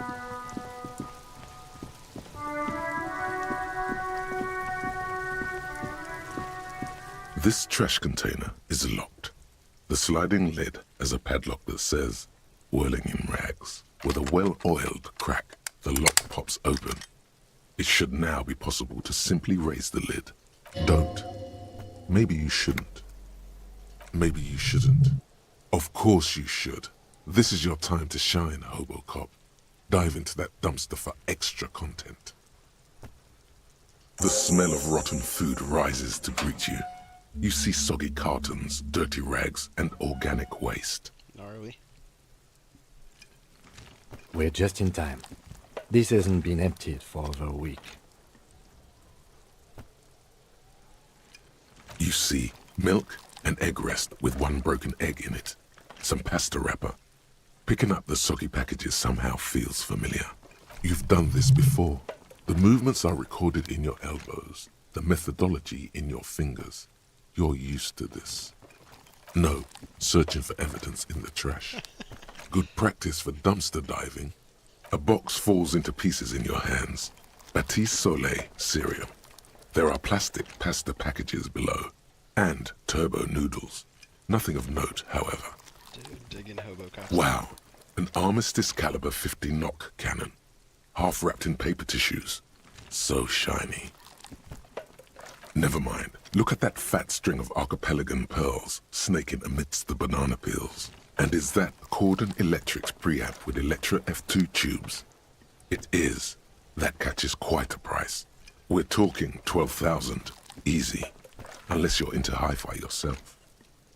No, you won't. Because none of those things are real. They're not actually in there. All you see is food waste and crisp wrappings. All you see is a broken mug with a racist depiction of the yellow man frolicking in saffron. Only in its social sensibility. You've acquired an interactable item. Investigate this item further by going to the Interact tab in your inventory. Among the threadbare kitchen towels, something catches your eye. A pair of denim trousers. As the legs of the slime-covered jeans begin to unspool from the garbage, a rank corpse smell fills the air. The victim's clothes? Cadaverine odor is faint. If these belong to the deceased, they were removed when he was still in the early stages of decay. Drop them in here, officer. Guitar-marked blue jeans. Pockets empty or emptied. He wore them with a belt, too. A white belt. The loops appear stretched, but the belt is missing. That's it. Do you see anything else in there? I have another bag here. Always prepared. Something slimy catches your eye.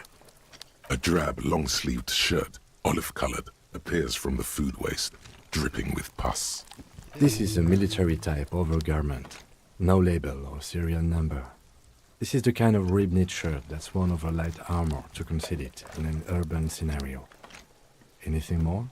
The rest of the rags are just kitchen variety waste. Just garbage. All right. We should go to Gart again and ask if he knows who put the clothes in the trash. It could be as simple as someone from the hostel cleaning the yard. Or that one.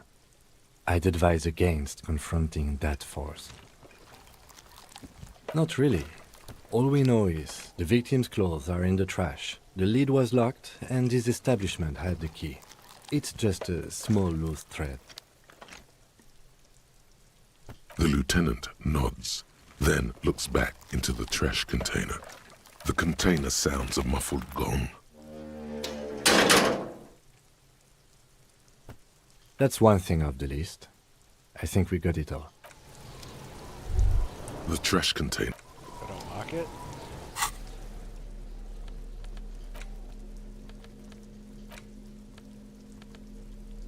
Oh no, that kind of yellow.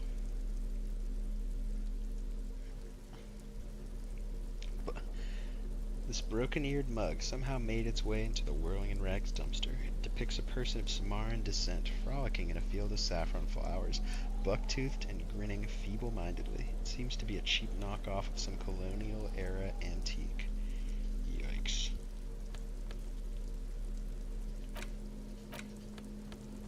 Wait, use the interact button in inventory.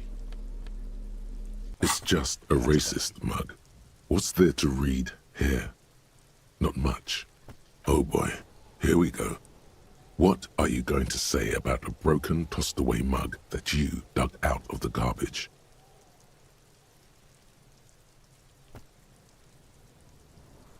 Oh no.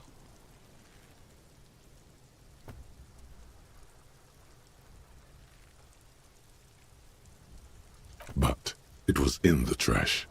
Why not just call it out when you see it? Or do some volunteering work. Just finish your case, detective. Because I'm a loot goblin, dude.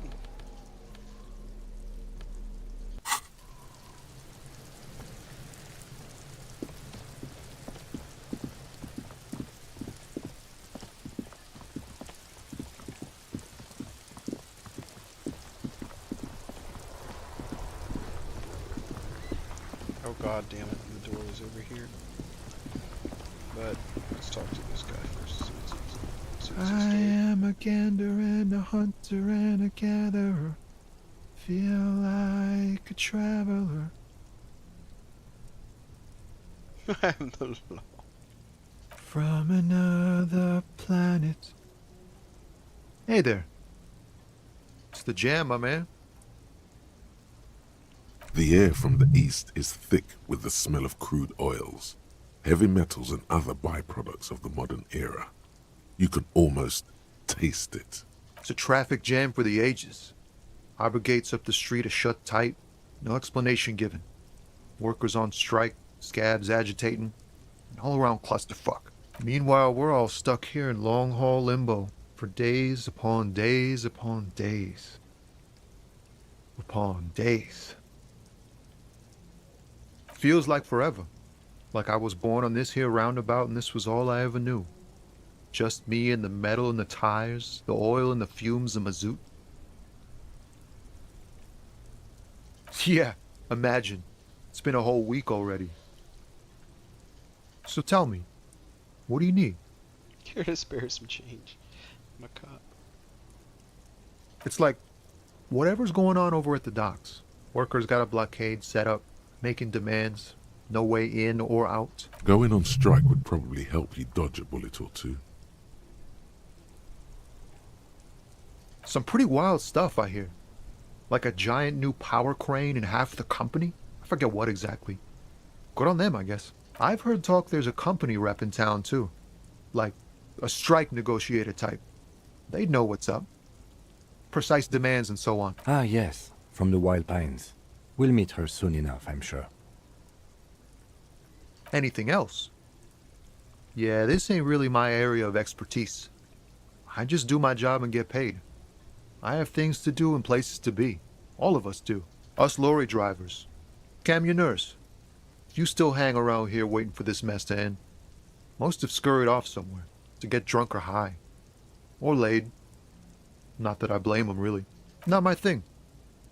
Chasing transient pleasures is a drag these days. I prefer the examined life now. Thinking, reflecting, observing. What's better than chasing transient pleasures? The more transient, the better. When one's ended, you can get onto the next one. He tries his best to look nonchalant, but there's a rigidity in him, as if trying to conceal something warm and deep beneath a cool exterior.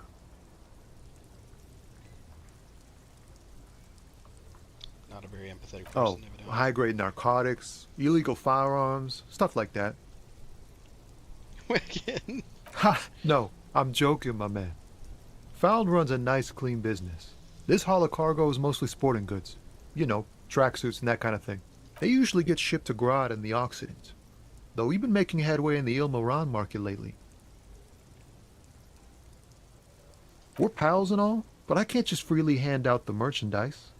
The bosses won't be happy. There's no denying it. Your body needs to feel the touch of some good performance. Physical instrument is hilarious. The man taps his fingers rhythmically against his arm. He ain't one of us drivers. I know that. All accounted for. Otherwise, I haven't really asked about that. Been wasting time right here. Keep him busy. Analyzing the fundamental structural and psychological conditions of being stranded in the midst of a sea of motor lorries and their sad, despondent chauffeurs. A sense of surprise there ain't more bodies hanging from more trees. Don't be a stranger. Nice guy.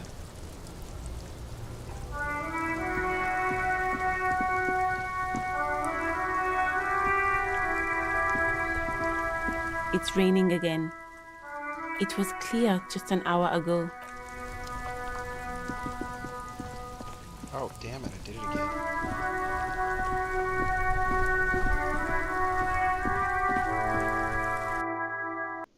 Is there a setting to just, like, always run?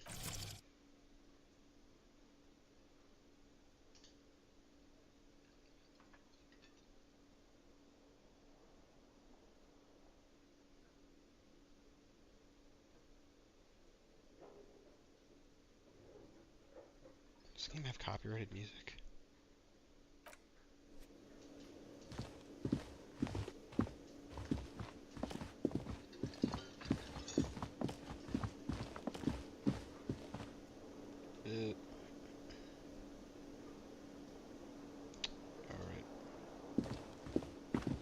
Can I help you? Thanks. I hope you found what you were looking for. How strange. I certainly didn't put them there. Ooh, Breaking Bad reference here at the Fugue State. The trash collection service? CS Municipal.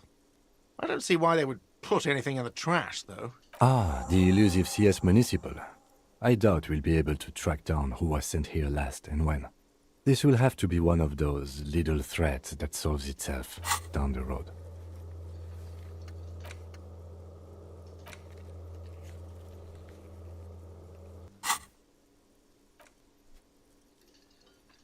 On Clinton Street, near the Boogie Street Diamond, a small truck rattles down an alleyway. It stops by a rusted trash container. Two men, their faces rough and swollen, jump out. They look at the container despondently. CSM is written on their backs. Thank you anyway.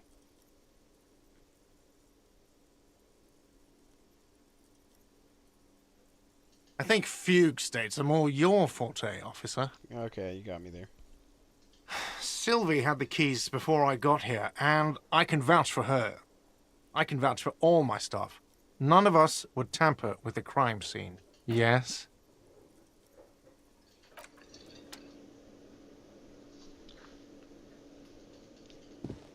History, then. Oh, I guess I have to ask Kuna. Unfortunate. Oh, it is raining again. Jeez.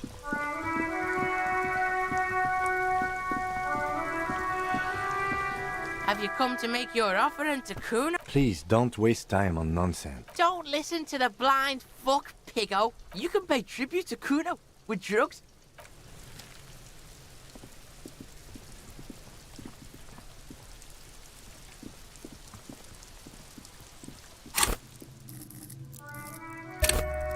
Oh, wait. Oops. What are we doing? Dude, I kind of want to go get my jacket. Why is my endurance so bad? My skill is damaged. Injuries.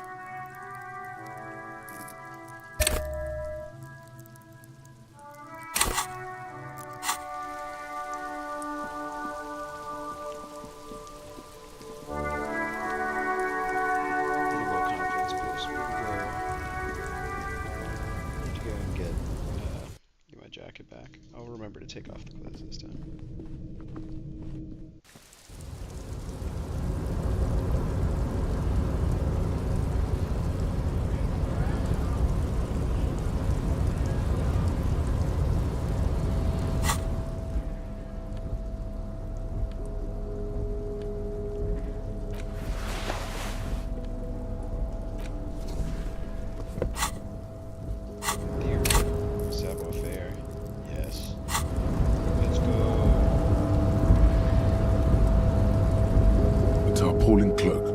minuscule RCM markings is still caught on the railing. Alright, let's do it. We got it, we got it. Oh my goodness, I failed again. Oh, am I gonna die now? What's my last save? Nope, no. That's still too high. What were you thinking? You're not a gymnast. You're a boxer. And you've climbed way too high up there. Sure. Just be careful, okay? Looks like you almost strained a muscle there. Dude. Oh, this is so unfortunate. What a waste. What I can do. I'm just not wearing pants. Forget it, man. Pants stay off. I'm gonna jump down.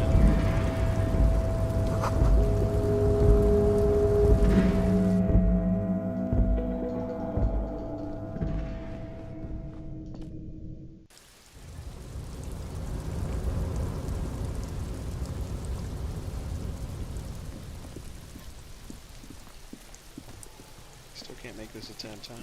There he still is, looking. As you breathe in, the odor comes over you.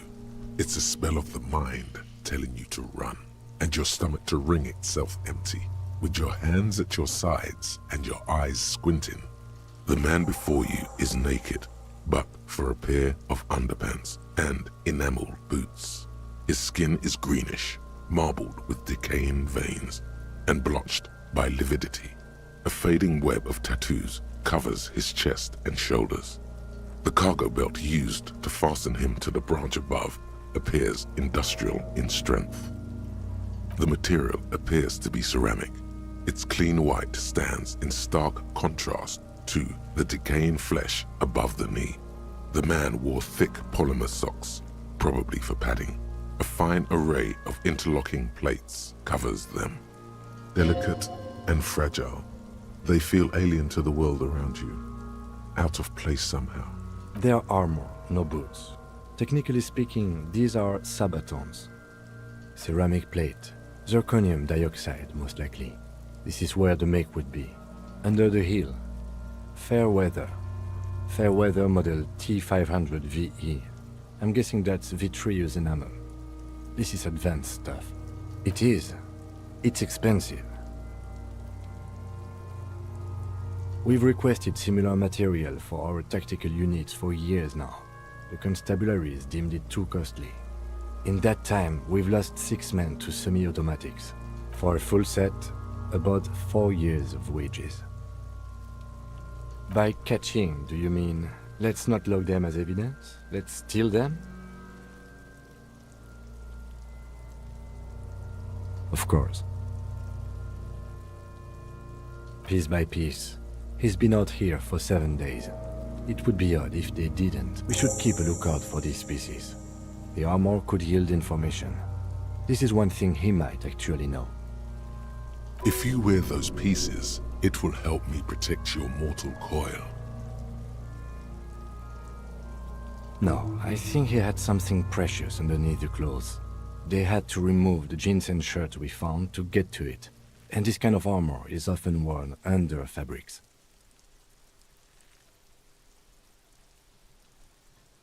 They usually hang them completely naked for that.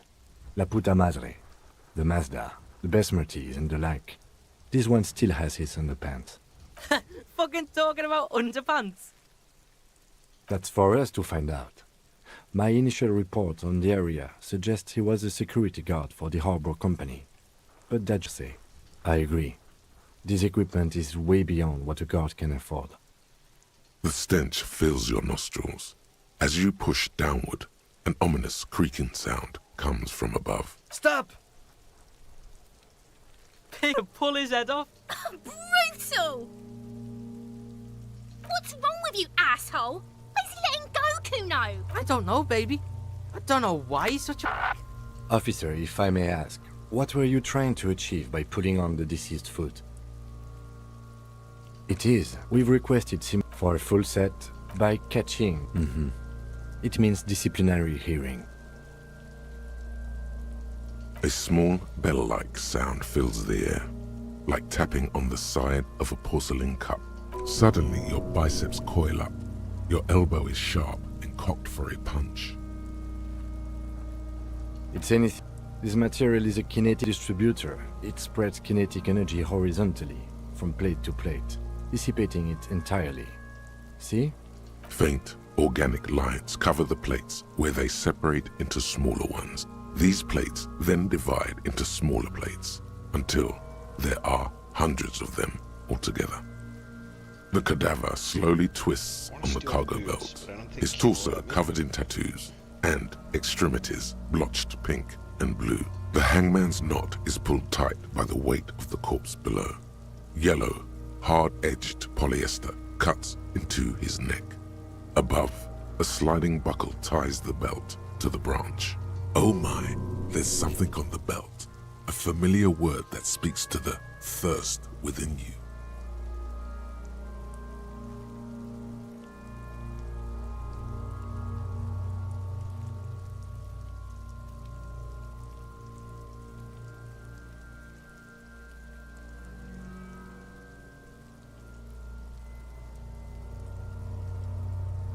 Vermilion, in yellow letters, along the length of the twisting cargo belt. Only a deep longing for vermilion golden spirits lets you decipher the fading logo of the local brewery.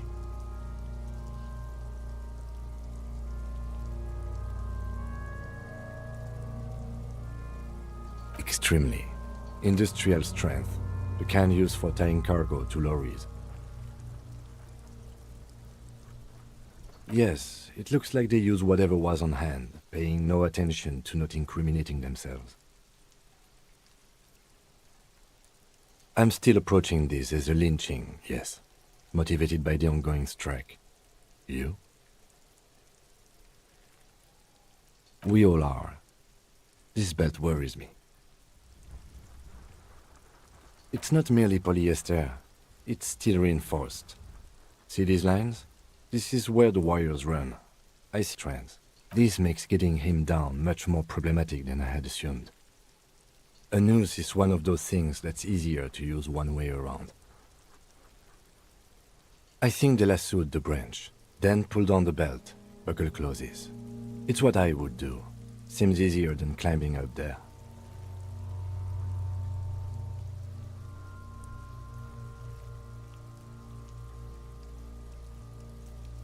The cadaver hangs from the cargo belt, limbs limp and torso covered in tattoos. An intricate web of blue lines stretches across the torso, from the right shoulder to the solar plexus. Each time they intersect, a small white star is formed in their crossing. Hundreds of fading asterisks riddle his skin. Their concentration is highest around his heart. Of no nation that I know of. If anything, it reminds me of religious illumination, last or penultimate century. Men who live harsh lives often turn to innocentic worship. But which one? I see no trace of a humanoid figure.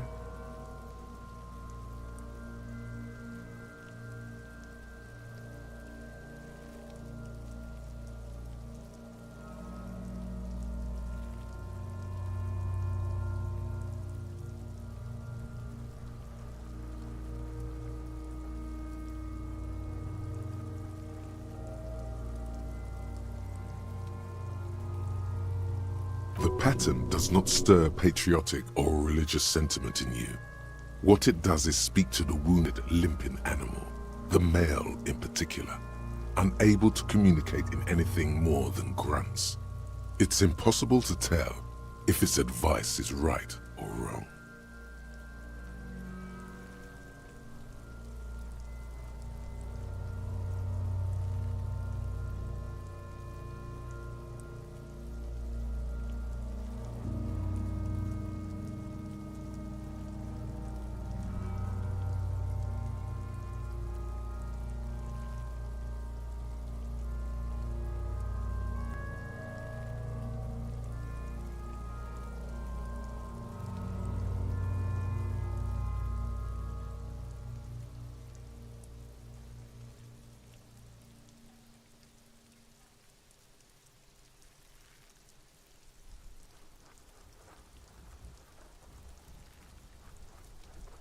Okay, sorry about that. Had to step away for a second, throw something in the oven.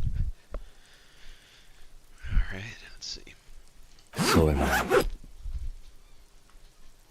Around his waist and a gun holster under his arm.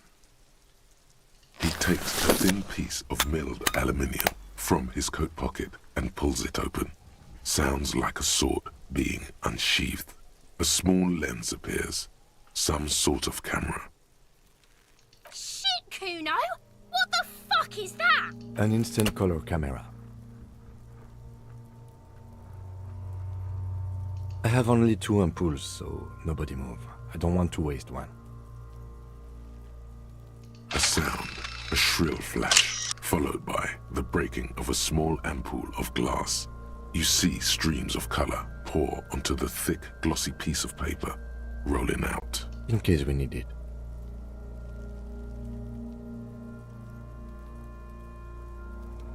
Yes, it is pretty cool, isn't it?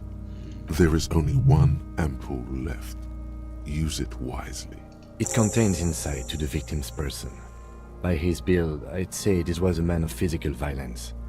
The story he wanted his body to tell was important to him. It is his letter, to us. Someone should decipher it.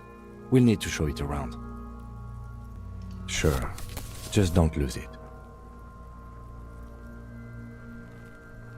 The glassy-eyed corpse looks by, his mouth mute and his skin as colorful as the chemical rainbow on the photo paper, teeming with opportunistic organisms. Gross. His eyes are milky white and blind to the world, protruding comically from their sockets. There is no one home, just subaquatic terrors there. Dark brown hair grows on his head. His face is ready to explode from the organic processes inside. The death's head grin has passed. What remains is an unrecognizable mess. The corpse is dead silent. You have no idea why you just said that. Who is he? He is male, 40 to 50, with an athletic build. The corpse looks right through you as you distance yourself from its stench, eyes like a shark. As you narrow your eyes, the monster before you blurs into a violent mess of green and pink. Gross. Only the lower extremities are pink with a dash of blue. His fatted hands, thighs, and his neck, just above the noose. The rest of the corpse appears dark green in the cold spring air. The cadaver slowly twists on the cargo belt, his torso covered in tattoos, and extremities blotched pink and blue. Are you sure we finished the preliminary examination of the cadaver? We might miss some of these things once it's done.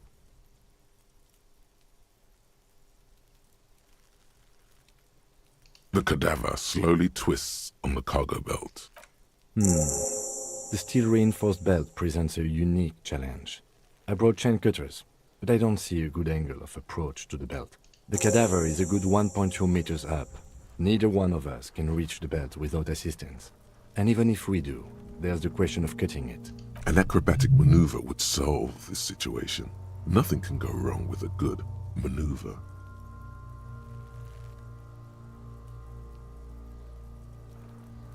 Let's not do it.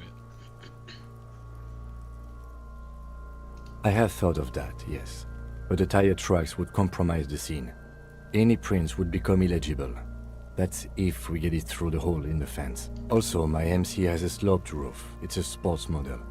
The roof is slippery. An all-around bad platform to stand on. The lieutenant inspects the belt, his forehead lined with worry. I was really hoping we wouldn't. The Union appeared to be suspect in this case. It seems like a dangerous route to go down. Confirmed. It's unsafe. But what other options? The corpse twists on the belt, like chicken on a Climb up there and saw the branch? It seems doable. The kid's ladder is treacherously rotten, but you could use your hands and feet to reach around the tree, then hang from the branch. Honestly, I prefer a non-acrobatic solution to this. There has to be a less risky way, with less falling down of trees.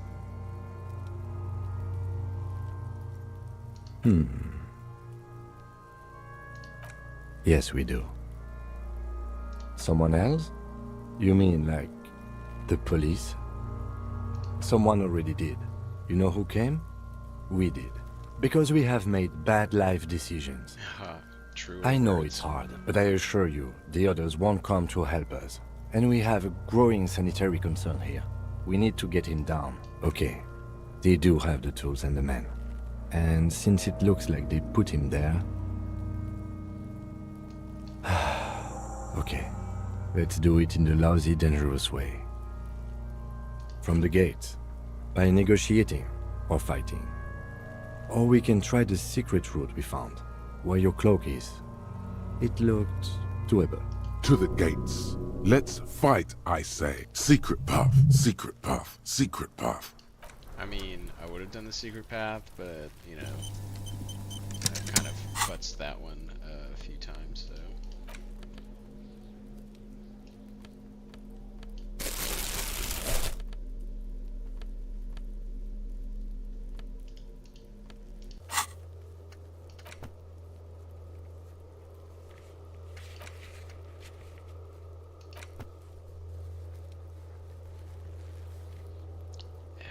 Claire. Have you come to make your offering to Kuno?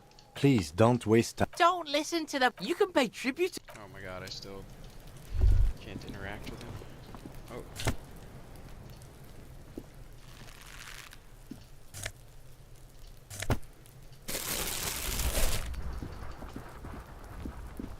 I can pick up refuse now? This is amazing.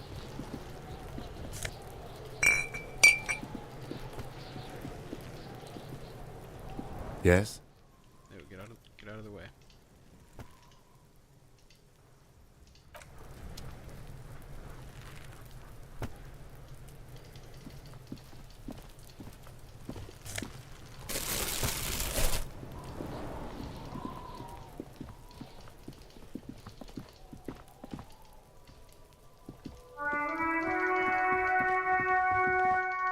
Side reads, RCM Emergencies Desk number 8102 with a slogan, Mankind, be vigilant.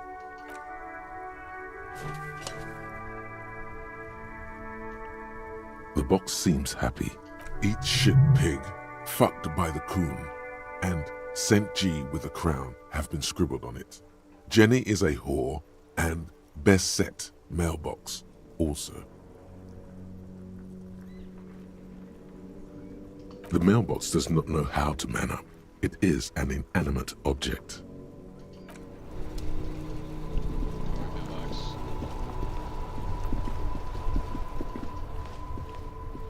Yes? Oh.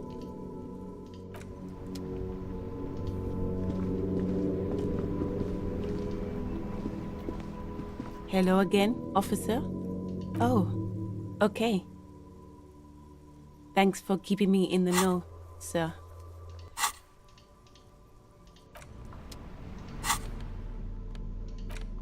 An intricate web of blue lines stretches across the torso of the hanged man, from the right shoulder to the solar plexus. Each time the lines intersect, a small white star is formed in their crossing. Hundreds of fading asterisks riddle his skin. Their concentration is highest around his heart. The pattern still kind of has an ethnic feel to it, but nothing familiar for you to discover. You've gotten as far as you will without assistance.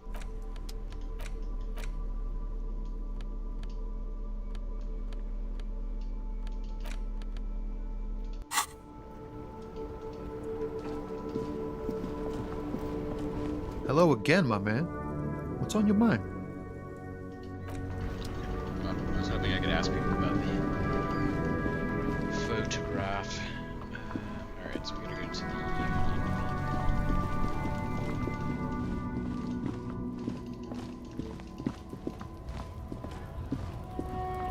Welcome to Rivachol.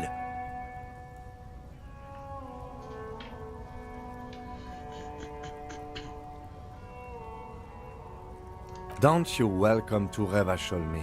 My grandfather came here from a 3,000-year-old racist isolationist culture, while your ancestors came to this island a mere 300 years ago. Every school of thought and government has failed in the city, but I love it nonetheless. It belongs to me as much as it belongs to you. It's men like you who keep Revachol divided, making it that much harder for everyone to climb out of this post-war limbo. Oh, come on, man. I just said welcome to Revachol. It's a lorry driver thing. I know exactly what you meant. You think my kind doesn't belong here, that I should watch myself and behave. Let's kick his ass. But you see, I'm an officer of the RCM. It's actually my job to make sure you behave. I would advise you to remember that. Silence. The air between them becomes tense. Your partner needs backup. Now's your moment to shine. Well, we introduced him as a racist lorry driver, so... You two make a cute couple. You know that? The lieutenant exhales and resumes his regular calmness. Whatever you say, officers. He smells of heavy motor oils and his breath of high tar content cigarettes, probably Astra Whites. Oh man, that's great. Look at that guy go. Haven't seen anything that funny in a while.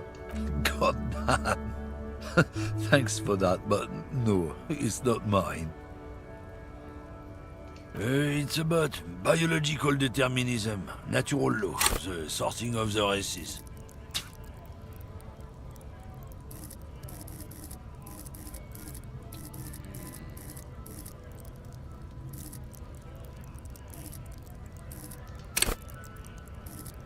I feel like I need to raise my volition. I feel like my morale is just getting cooked. They gave me a third one. Not the most popular topic nowadays, with the coalition in charge and all. You might want to change the topic. That is, bury your head under the sand like common sheep. Change the topic. The way he says it makes it almost sound like a threat. I'm not just racist. Look, I've read Not books. just The science of racial theory has all been proved, even if some people don't want to accept it. People who've studied these things say that you and me are superior by design. So, naturally, we Occidentals should be in charge. Obviously, you can see the merits in that. Open your eyes. Haven't you noticed something different lately? An unfortunate downturn, maybe? Huh? When members of the superior race cease to believe in their innate superiority, they stop competing for resources. This concerns you, policemen, so you better be vigilant. The damn kips are showing up good lately. Same with the mosquitoes. And the other intruder species too. They're on the precipice of cultural victory. It's true. Also, you need to realize the dangers of mixing races. Who knows what might happen if people don't stay in their birthplace? You might end up with a new sub-race, with unknown characteristics, leading to extra competition. That's why you've got to control the offspring. Yeah, I think I can get down with racism. Don't push your luck, Runt.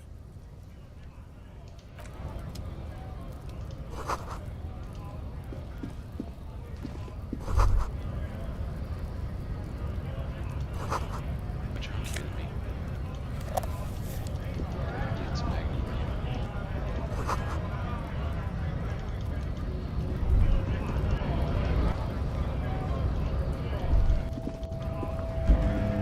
Damn, that felt good. Your heart's pounding nicely. You should tell people to fuck off more often. Not as a general rule, but that one was justified. Better to get the lay of the land before telling people to fuck off. That's the spirit. Never forget. The whole world's a wooden house, and you're a goddamn flamethrower. Thought I wrote the game for a second. I couldn't see anything.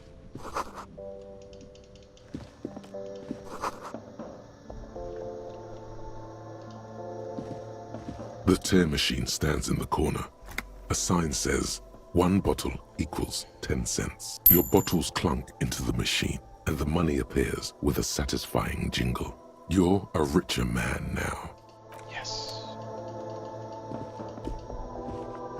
You see several packaged raincoats fill a low shelf beneath a display of croissants and juice bottles. The raincoats are transparent, except for the big Fritta slogan on the back.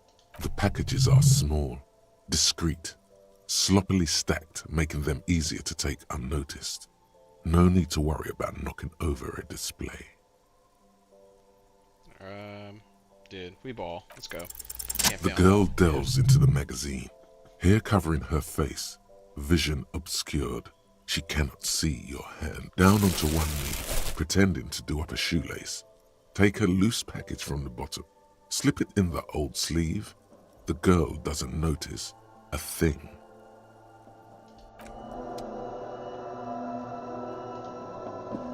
A small cabinet on the wall is filled with various medicine bottles, nasal sprays, and blister packs. They all bear the Saint Baptiste Pharmaceutics logo. Just ask me if you need anything from Saint Baptiste. We don't stock prescription meds, but we do have Nosafed, Duramine, magnesium, and Hypnogamma.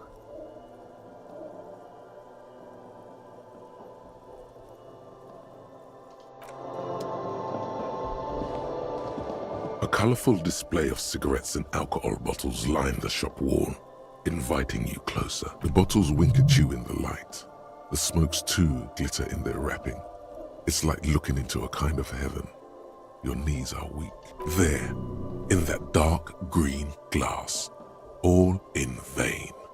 The great flowing river of warmth, wine, alcohol, beer, alcohol, love, alcohol. Am I a recovering addict? I'm obliged to inform you that both alcohol and cigarettes damage your health, but I guess you already know that.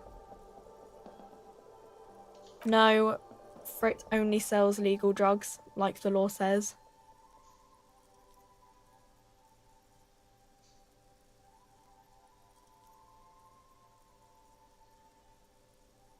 Here you go, mister.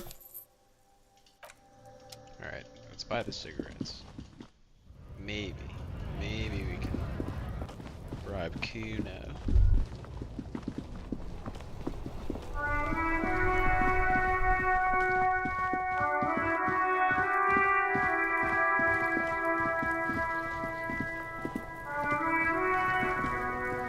Have you come to make your offering to Kuno? Put it away.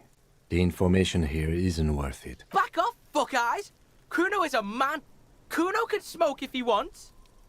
No, what we need is to get back to work. He doesn't know anything. Okay, Porkson. Talk keeps Kuno sharp. Helps Kuno think. Kuno likes that brain boost shit. We're cool now. Well, if it causes But him don't to be die, pulling this definitely shit about on it. Kuno, or Kuno's gonna have to beat the shit out of you again.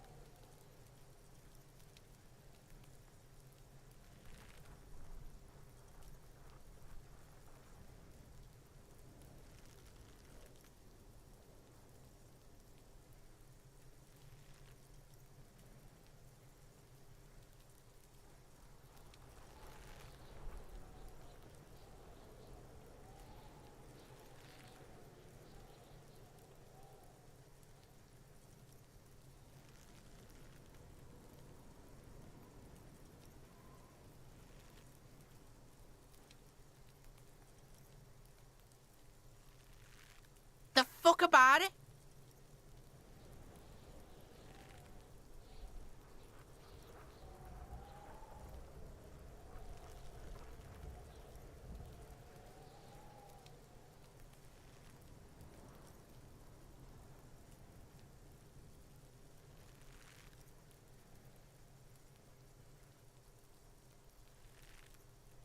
Kuno doesn't give a shit about the armor. Kuno's fuck-gimp's got one big thing wrong with him. He's a fucking mutant. Look at him. Fucking growth hormone shit. He's a giant. The armor's too big for any man. Kuno doesn't give a shit about that freak armor. Kuno threw that shit away. Oh, come on. He's just pretending that he doesn't care because he's too small for the armor. Kuno tried to get the helmet on. It was too big. Kuno kicked that shit in the sea, rugby style. That shit means nothing to Kuno. Yeah, that shit means nothing to Kuno. Kuno doesn't give a shit about material shit. Kuno's a fucking monk. You wanna fuck on someone about that armor? Go fuck the mustached union fuck. The jolly troubadour shit at the gate. I'd tell him he's too small, but I don't want him to stop cooperating because the cigarettes were costly. Yeah, cocking boot. You know that jolly union cow fucker? Came around talking about cows or some shit? Came around pretending like he cares about cows? So yeah, he's the one you want to talk to. He's fucking crazy about that armor shit. Coming here pretending like he likes cows. Trying to catch a peep at Kuno's armor. Go to the gate. Ask him yourself. Kuno's fuck gimp. Kuno uses the fuck gimp for target practice. He could have just said he doesn't know. Yeah, it's fucking okay. Gotta have a gimp for rock practice. Don't ask the pigs for permission, Kuno. Don't ask the pigs for shit. Just a couple of pigs sniffing around in the dirt. That seems pretty fucking suspicious to Kuno. Yeah, you tell the faggoty, Kuno. You're testing Kuno's patience here. Get lost,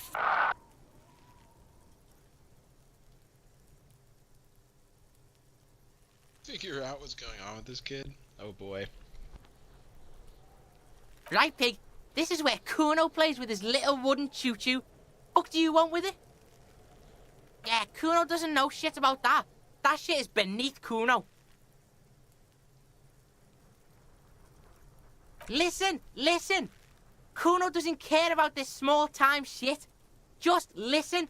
Kuno saw what you did there, dumpster diving. Sad shit. Kuno could hook you up with some sweet rags. Shit like Kuno's wearing. Your size, good price. 500 real. You'd have to be blind not to notice the giant white letters F-A-L-N running down his trouser leg.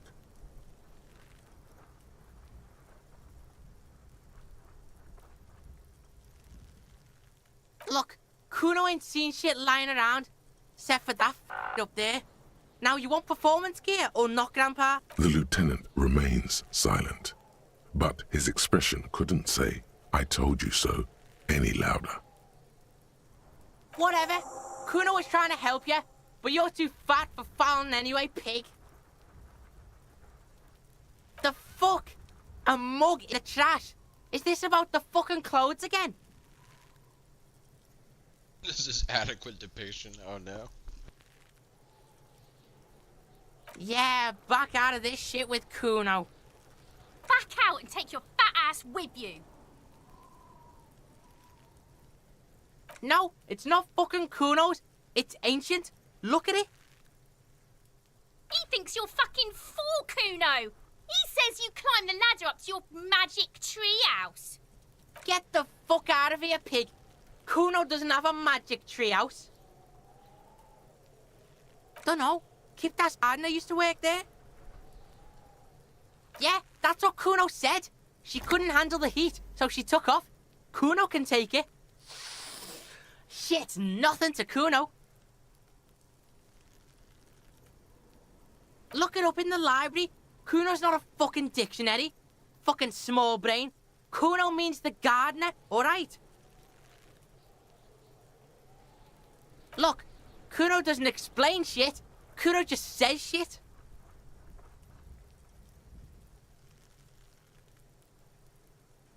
Don't be wondering about Kuno's shit, pig. Yes, absolutely, absolutely. Why the fuck are you telling this shit to Kuno? Yeah, whatever. Kuno doesn't give a shit. You found Kuno's secret door to Kuno's secret shack. It was closed for 5,000 years. How the fuck did you get in? Shit. Get the fuck out of here. You can't do that. He can't do that, Kuno. Pigs can't displace. Can't do that teleport shit. How did you like it in there, pig old boy? Kuno's got a lot of cool shit there, right?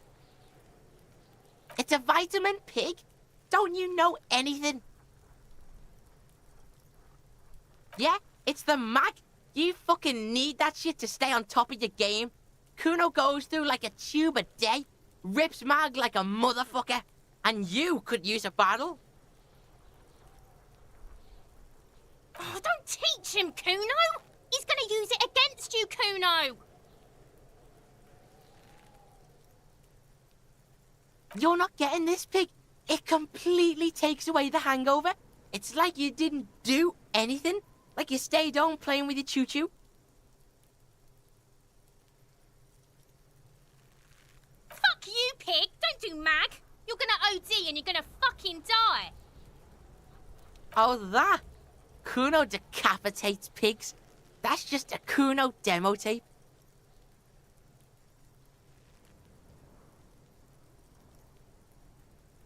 What? What is this shit? Fucking on yourself. This is weird level shit. Kuno doesn't go there. Nobody likes self-deprecating humor for some reason. Fuck your shit back to normal. What is this? I got XP for it. That's where Kuno gets his daily hit of electric. Kuno Shazam. Kuno rides the fucking lightning in there, pig. Bet you'd like to ride the lightning too, wouldn't you?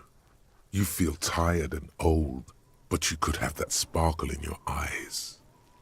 Of course you fucking can. How do you think Kuno made all the docky boys his gimps? Just gotta fly, pig.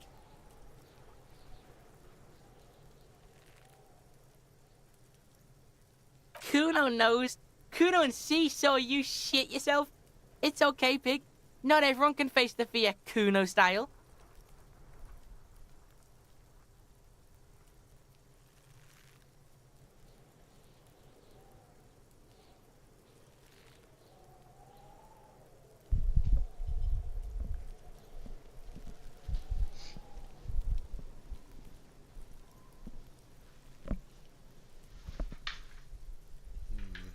That's all there is to it then. Don't be a pansy.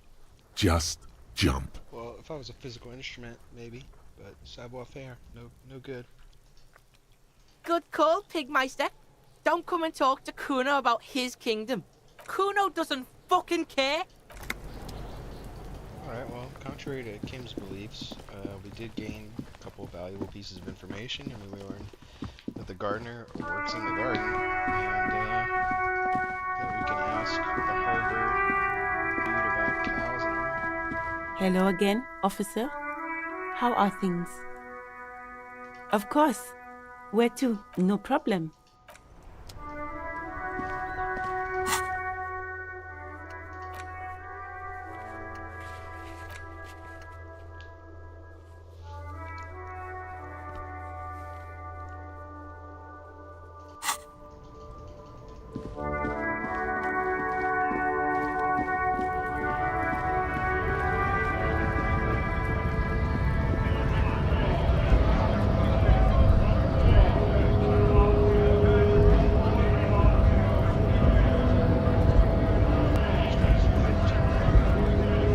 Bastards!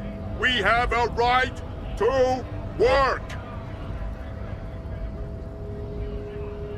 Hold up and stay frosty, everyone. Cops are here. You here to fuck with us? Beat the honest worker down. We're here to to fight for a cause. Stripes usually have problems with people who have causes. Good. We're fighting for a cause here. Right to work! Right to work! Besides, we're not that different. It helps if people see us talking, cops and strikebreakers together. Shows authorities are on our side. Builds confidence. Might be time. Don't let the fat bastards tread on you. Cops tend to side with the higher-ups, but you're essentially still workers. I don't trust cops, but I can see you understand the right to work! Right to work! Maybe you should ask them the questions, like why we're not allowed to make a living here.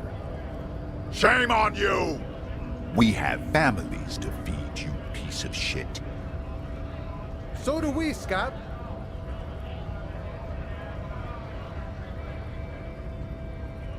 Honest men and women with rights to work, to be useful, not toys for corporate interests.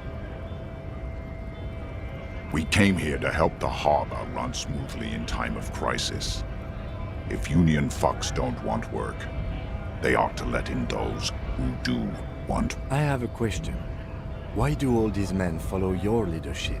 You think they follow because I'm big and loud? No. They follow the rules of the market, the rules of the economy, because they were given a job to do! Have fun.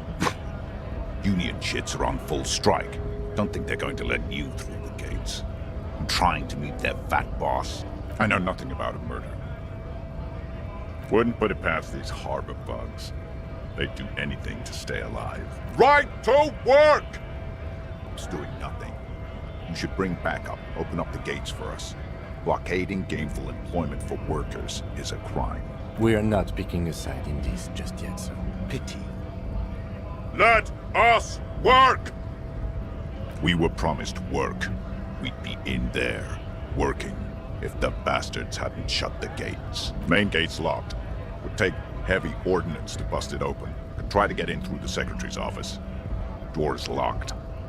The guard's blocking the way to the access panel. And I don't mean the scrawny mess punk either. I mean head measurer. Or whatever he is.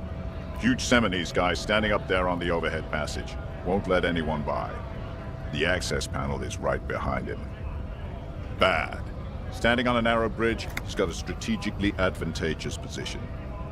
And he's trained. I don't know how the Union has a trained killer up there. But that one's no joke. And my men are tired and hungry. They're workers, not fighters. Why don't you go arrest them instead?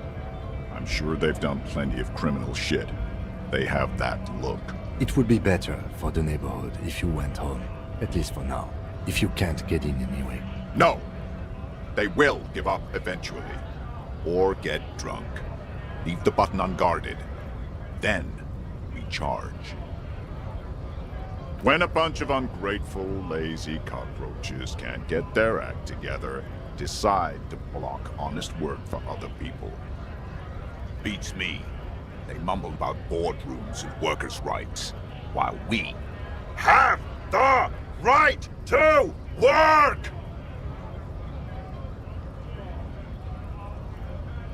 When the man moves around, you perceive some serious abs underneath his tight-fitting shirt.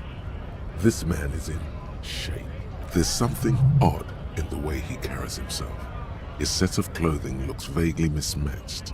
The different pieces of the attire seem ill-fitting. His shirt is far too small and an unpleasantly tight fit, while the overalls, held up by a belt, seem to fit a man with much more corpulence. He ignores your question, choosing instead to turn to the emaciated workers, raising both fists in the air. The clothes are obviously not his. You've been talking to him for quite a while now. Something is off with this guy. Ask him where he's from. What's it to you?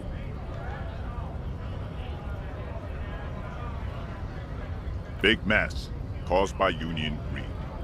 but I only fight for the rights of people. We're all workers, right? Workers stick together.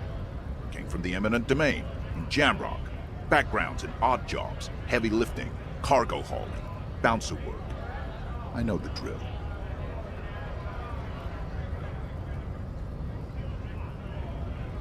Worked at Territorial.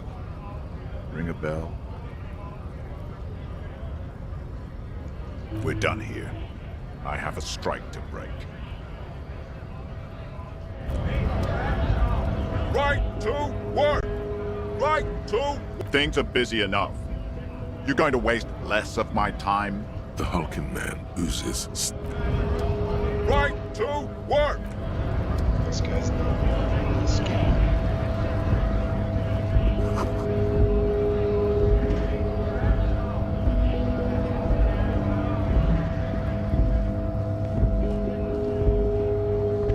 A lorry stuck in the traffic jam.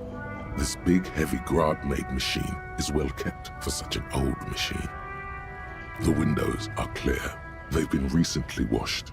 You can see a lorryman's cabin with personal belongings, stickers, insignia. The driver has adorned his space with a substantial collection of peculiar paraphernalia. Proclamations about honor, strength, and purity are glued to various panels. A large metal pendant hangs from the rear view mirror. The pendant features a sun crowned with wavy rays. The back end of the cabin has a small perch to sleep, large ashtrays. There are several suns and wheels sewn into the curtains. Racist nationalist paraphernalia. Not unusual in this part of town. Likely, yes. This guy's proud of who he is. Drapes it all over his machine. He was acting tough before. This probably scared him a bit. Who knows when it will come in handy? A slightly scared, racist lorryman. I'd like to take it down from the cabin.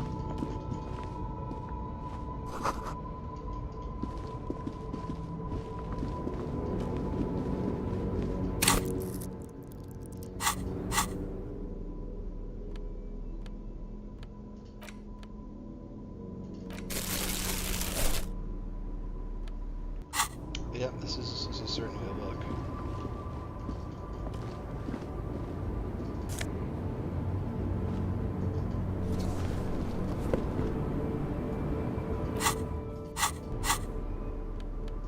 Oh yeah.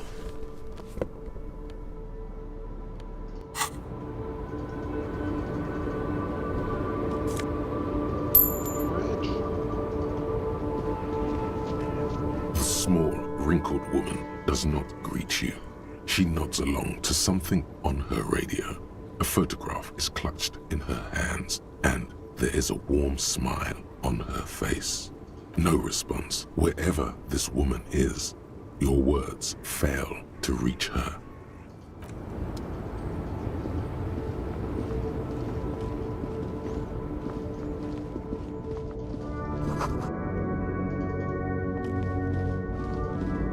An old monument stands in the middle of the traffic island, pointing toward the sea.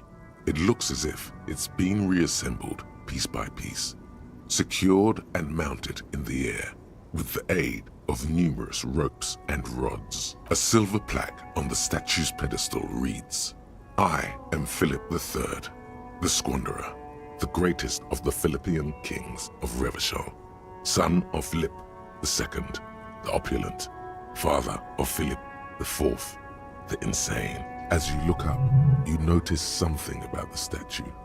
There are some odd indentations on the king's chest piece. Come on. What did he do?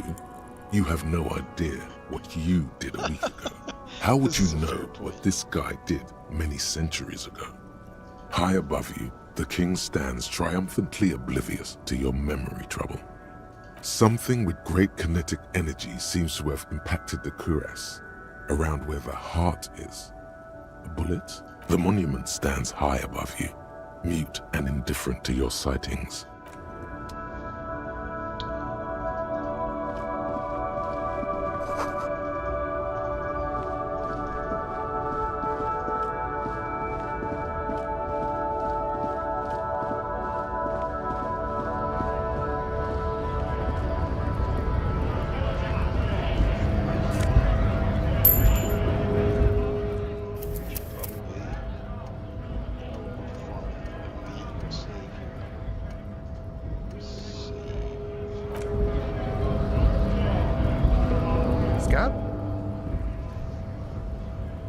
What did he just call you? Oh no, not this again. You just got away from that fucking kid. No, I said scab. A kind of a worm, content with mere survival. They come, they want to do our job for shittier pay, screwing over both themselves and us. Everybody loses. Beats me. Somewhere in the ground, I think. Nice. Gotta be bloody stupid, freaking evil to scab. Or I guess, scared maybe. But scared of what? Of who? Personally, I'd rather beg than scab. If the gentleman shouting on the street came begging, maybe they'd have gotten something. We've explained the matters, but they don't listen. This lot would be reasonable and go home if the big guy wasn't riling them up all the time. I was just messing with you. No one's ever seen a cop scab. Imagine, you cops going on a strike, but then another cop comes in and says, "Let us cop for less money." Speaking of, what brings the RCM here, to the wild north? Come to see the strife?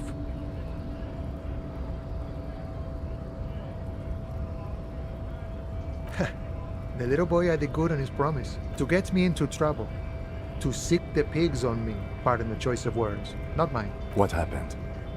I was asked to look into that armor situation. Official union probe, you know.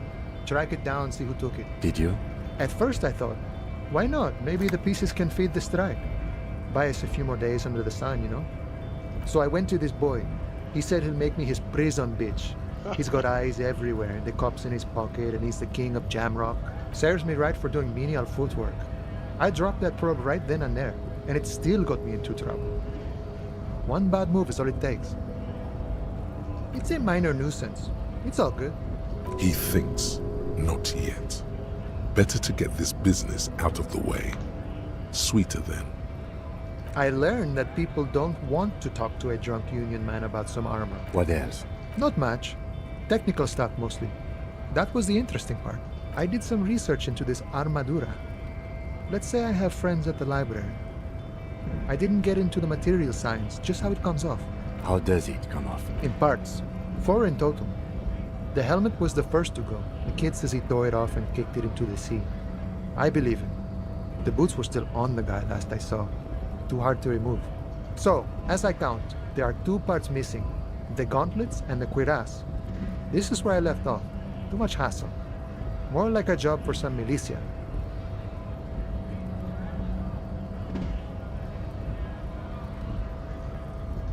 Oh, they're just gone. They don't exist anymore, if they ever did at all. Forget about them. I did. All of it? There are junior officers out there, eager to prove themselves. I would leave some for them, and I would leave the boots to processing, but okay. Let's find all of it. A mess all across Martinez. I hope it will be a real bonanza for you. Body has to be down. Prototype system finished. Machine has to be absent.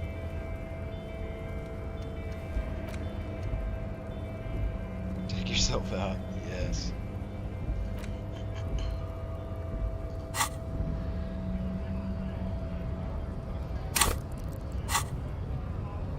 No problem. If you see that kid, thank him from Call Me Mañana. Thank him for showing me the way. Murder, huh? That sounds like a lot of hard work. You'd never see me investigating a murder. It's almost impossible.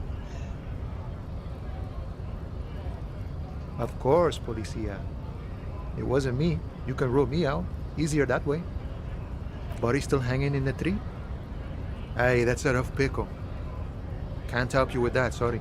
I'm not really an admirer of dead bodies. Might be someone else from the Union can render assistance. What's the matter with this wimp?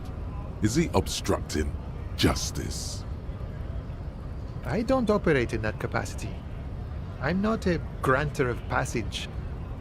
The passage grants itself. I walk right past Measurehead and go in. Yeah, the 2.5 meter tall Semini supremacist there. Walk right past him, then press the button to unlock the door, then go past him again, and you enter the arbor through the office. Okay. Está. The man whispers a jaunty tune.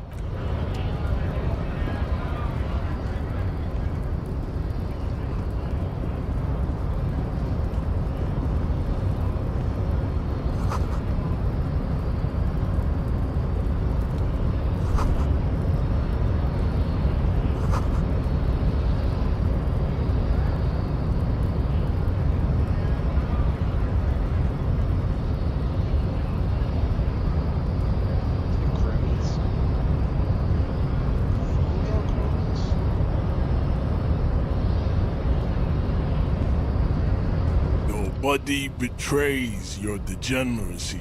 I mean, that's true. Yeah, Measurehead. His body totally betrays his degeneracy. Your body does not betray your degeneracy. That's a lie. You're in great shape. Are you admiring my morphophysiology? It must be frightening to stand in the shadow of this racial pinnacle. Be calm, Sandwich. You are not in danger, because you are not a threat to me. That is precisely the negligence that has led you to succumb to Al Ghul.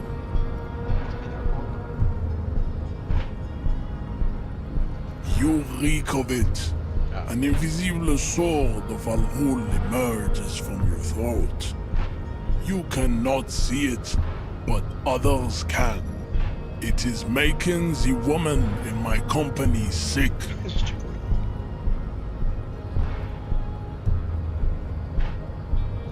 No, you don't. You need to get another drink. Occidental Haplogroup B4 is done giving orders around here. The influence of the Sandwich race is waning. Begging for help. Attempting to pass fear for cooperation.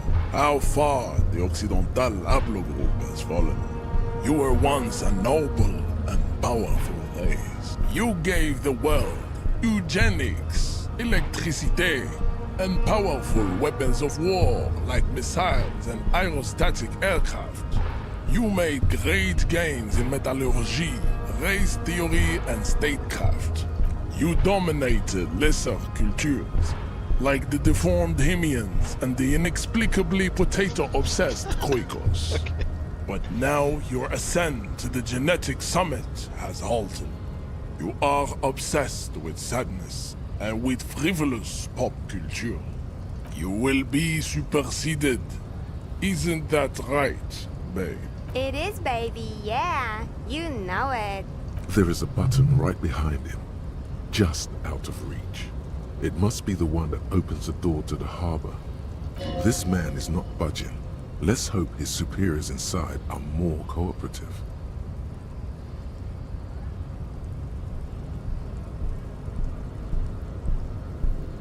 It is my task to keep the degenerate drunks from entering the harbor.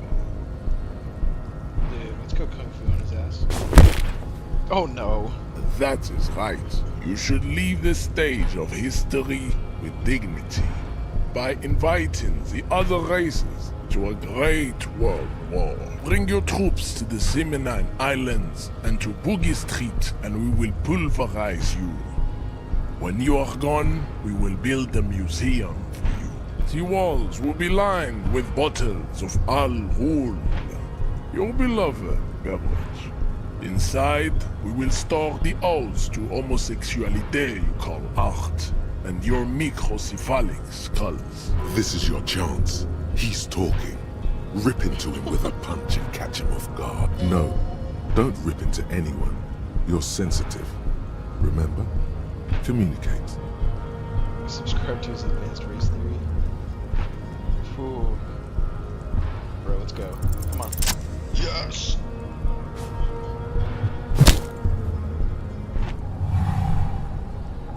Just like that, instinct took over.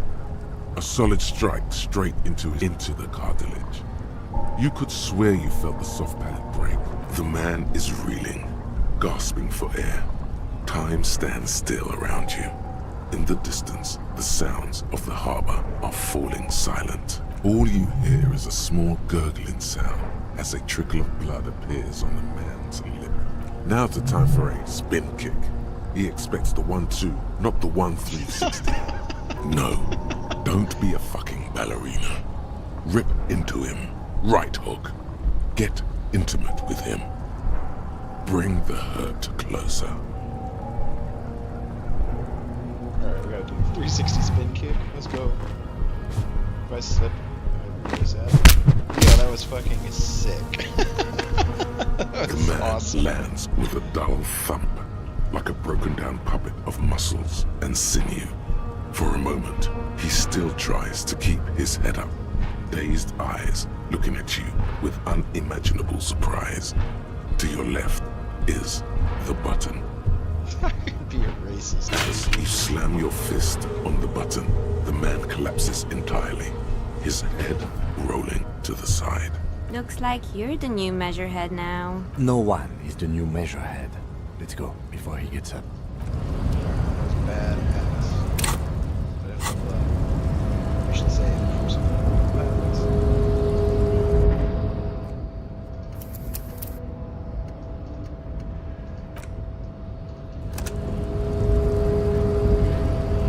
Look at his corpse there.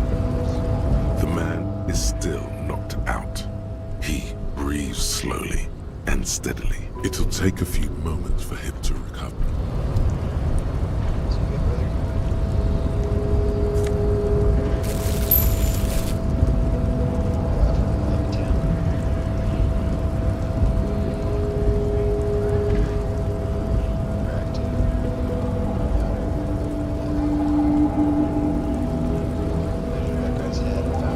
Knocked him out good. Like the Flying Desperado. It's that really cool Flying Desperado spin kick you did, Boyadero. Often performed by the most hard-bodied boyaderos on the steps. So, what's on your mind this time? Sure thing, my friend. I can help you out. The coin narrowly slips by your outstretched fingers and falls to the ground. Oh, I'm sorry. Didn't mean to throw it like that. It's a thing we harbor folk do, passing around cargo and such. Was not meant as provocation or ridicule. The boyadero stares at you with respect, then gestures towards the trickles of blood adorning your clothes.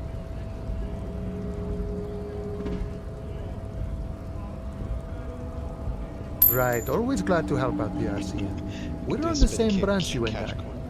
Humans, I mean, not slithering scabs. Hola, Wandering Man. You know, serious business. I'm sure the big boss will be glad to tell you. You'll have to ask him first. He's a chatty guy, wants to talk about the strike. Return once you've met the union boss and are on a better footing with the organization.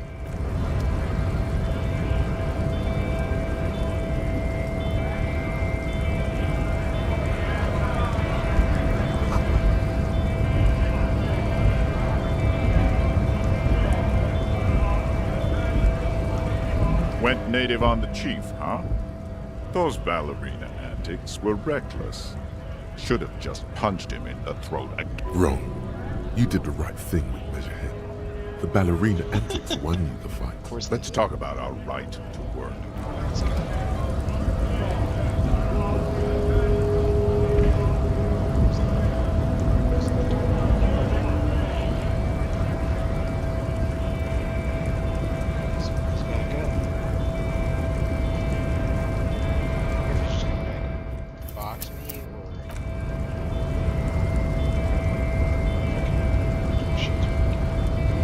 Do not presume this has drastically altered our race dynamic. True, I said nothing about our personal dynamic. That has altered. A little. He does not so much as glance at the object. Stop showing me your pathetic cup. I have no interest in it. Does he strike you as the kind of man who puts monks into trash? Don't be vulgar. White or not has got little to do with this. The race enigma runs much deeper than that. Mr. Clare is a man of vision and means. He has the will to confront polycultural capital, something your race, naivistic communists, never did. Also, to serve is noble. It takes discipline. Your petulant individualism has only contributed to your race failure. It is lax and moronic. Jam. Individualism. You have gotten these ideas from degenerate youth culture, have you not? Offshoots of the Seminoles people invented disco while having sex under the influence of cocaine. It is a shame upon my race. But what is done is done. I am not surprised you enjoy it so much. This has happened to many of the side products of the inevitable cultural victory of the Seminoles race. What you need is to come to terms with extinction and never getting that dead body down from the tree. This is a white truck, unfortunately. Racists are generally not very good examples of their race. Welcome to Revachol. You hear him yell at a redhead woman visiting the fritter nearby. I am not like them. I am craniometric perfection. I have taken the trouble to permanently draw a phrenologic grid on my skull and features. This should dispel any doubt. True, that is a noble cranium, but you got a hard noggin yourself. Your silence be charity. You do not have a reply. You should enter a deep race slumber. Perhaps in 4,000 years there is need for a servile homunculus. I think this racist is better than the last, but the next racist will be the really good one. There always is. Race is reality.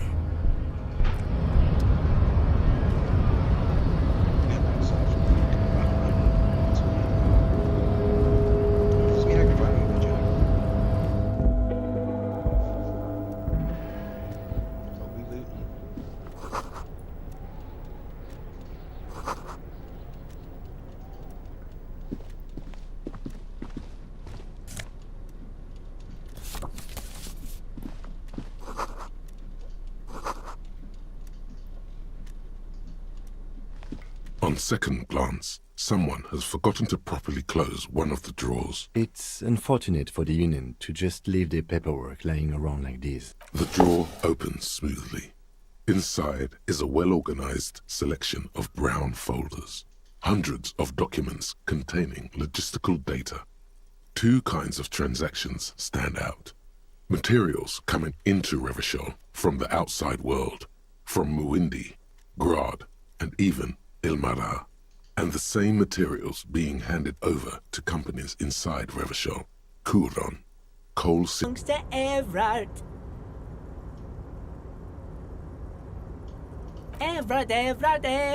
he looks after everyone. Huh? Well, hey there. How can I help you, mister? I see you are not a union man, mister. Did you get lost? You're not one of them scabs, are you? I mean, I don't personally mind. Folks is just folks, you know, and folks gotta eat.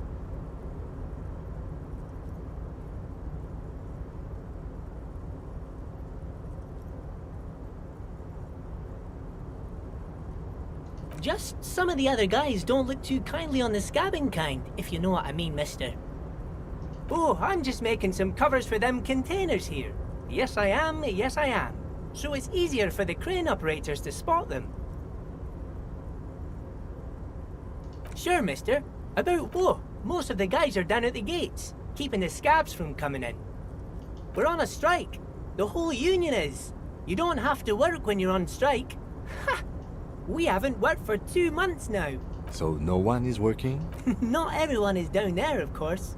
Mr. Evrard is in his office, where he always is. And Jean-Luc is guarding the gate. But Titus and his boys got into some drunken trouble and Evrard sent them on a nice vacation. For a week or so. Oh, I'm not really supposed to talk about that. That's union business.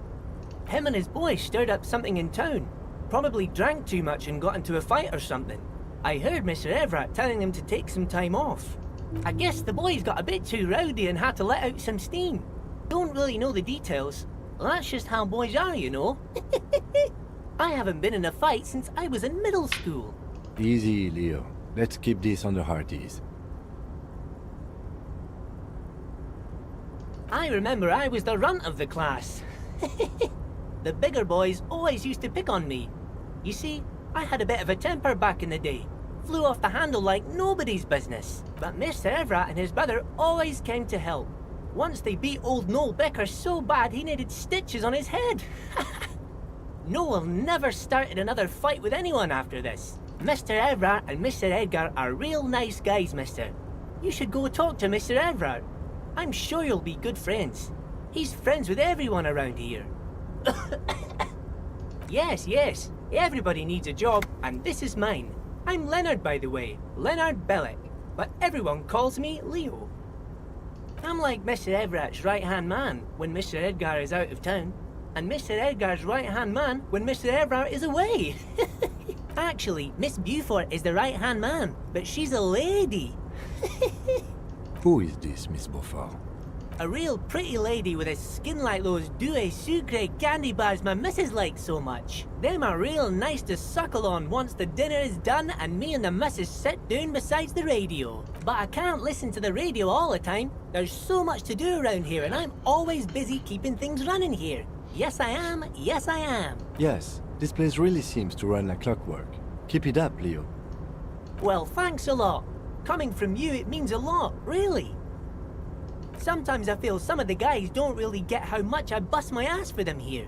But you guys are alright. Oh, that one. That should be empty as far as I know. Lots of containers here have nothing in them. They're just waiting to be loaded up. Oh, yes. I leave all kinds of notes for myself. That old head of mine ain't so good at keeping things in no more. I almost forgot about the borscht. Oh yes, I've been taking special whirling borscht to the men every day since the strike started. It's very, very good. Makes a man feel so warm and happy. I feel like I could take on Mr. Renadan's boar dogs every time the lunch is done. Power borscht, huh? Never heard of a borscht that turns little guys into dogfighters. Alcohol, however. Yes. I'm taking it to them. The borscht keeps them happy and in fighting spirits. Makes you all warm inside. They brew it in the whirling in rags. Oh, the whirling's cook. He makes it. Them is always talking with Mr. Manana in that weird language and laughing together. He doesn't speak what we speak. He's from Grad. Oh, sure, mister. Sure. You do that. Yes, sir. Oh, you want Mr. Everett then? He's an awfully nice fellow, he is. Him and his brother are both nice fellows. They've lived their entire lives in this here neighborhood. Guys like Mr. Everett and Mr. Edgar, his brother, are real good guys. Made Martinez what it is today. Mr. Everett and Mr. Edgar and I went to the same school we did when we were boys.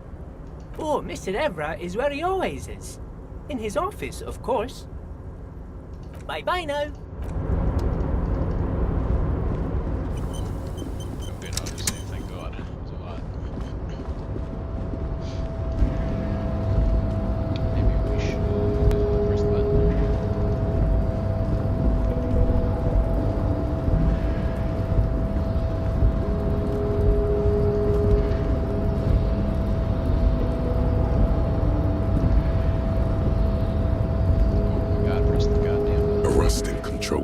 Several. The crane stands tall.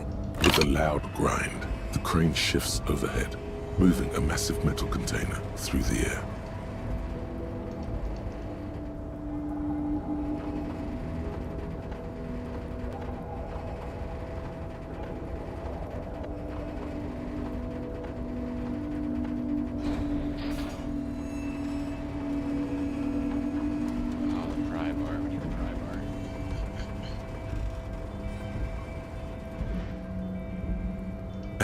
With a surprisingly quiet thunk, the crane places the container down. The harbor sleeps as the strike rages in the distance. The crane can rest again, now that its purpose has been fulfilled. The rusty control panel grows warm to the touch, then grows cold. It is finished. A faint smell of burning rubber reaches your nostrils. A short circuit. I can't see how that was worth the ruckus, except for seeing the crane in action, which I admit was satisfying.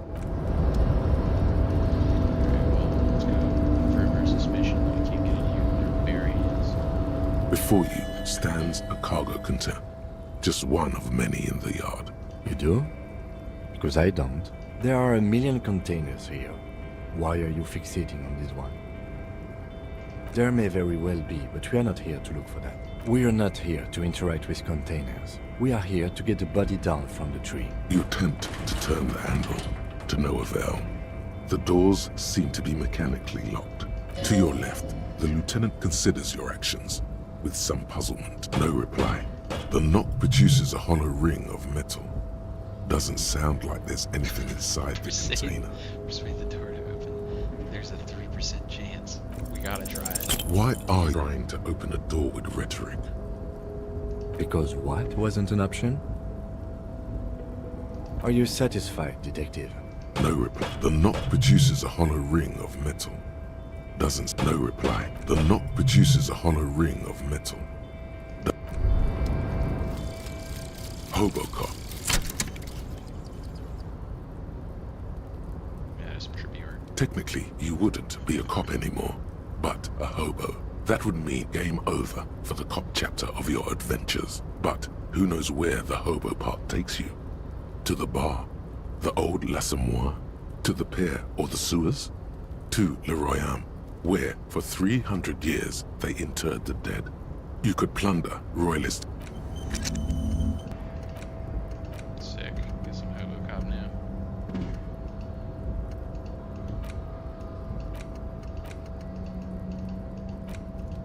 Okay.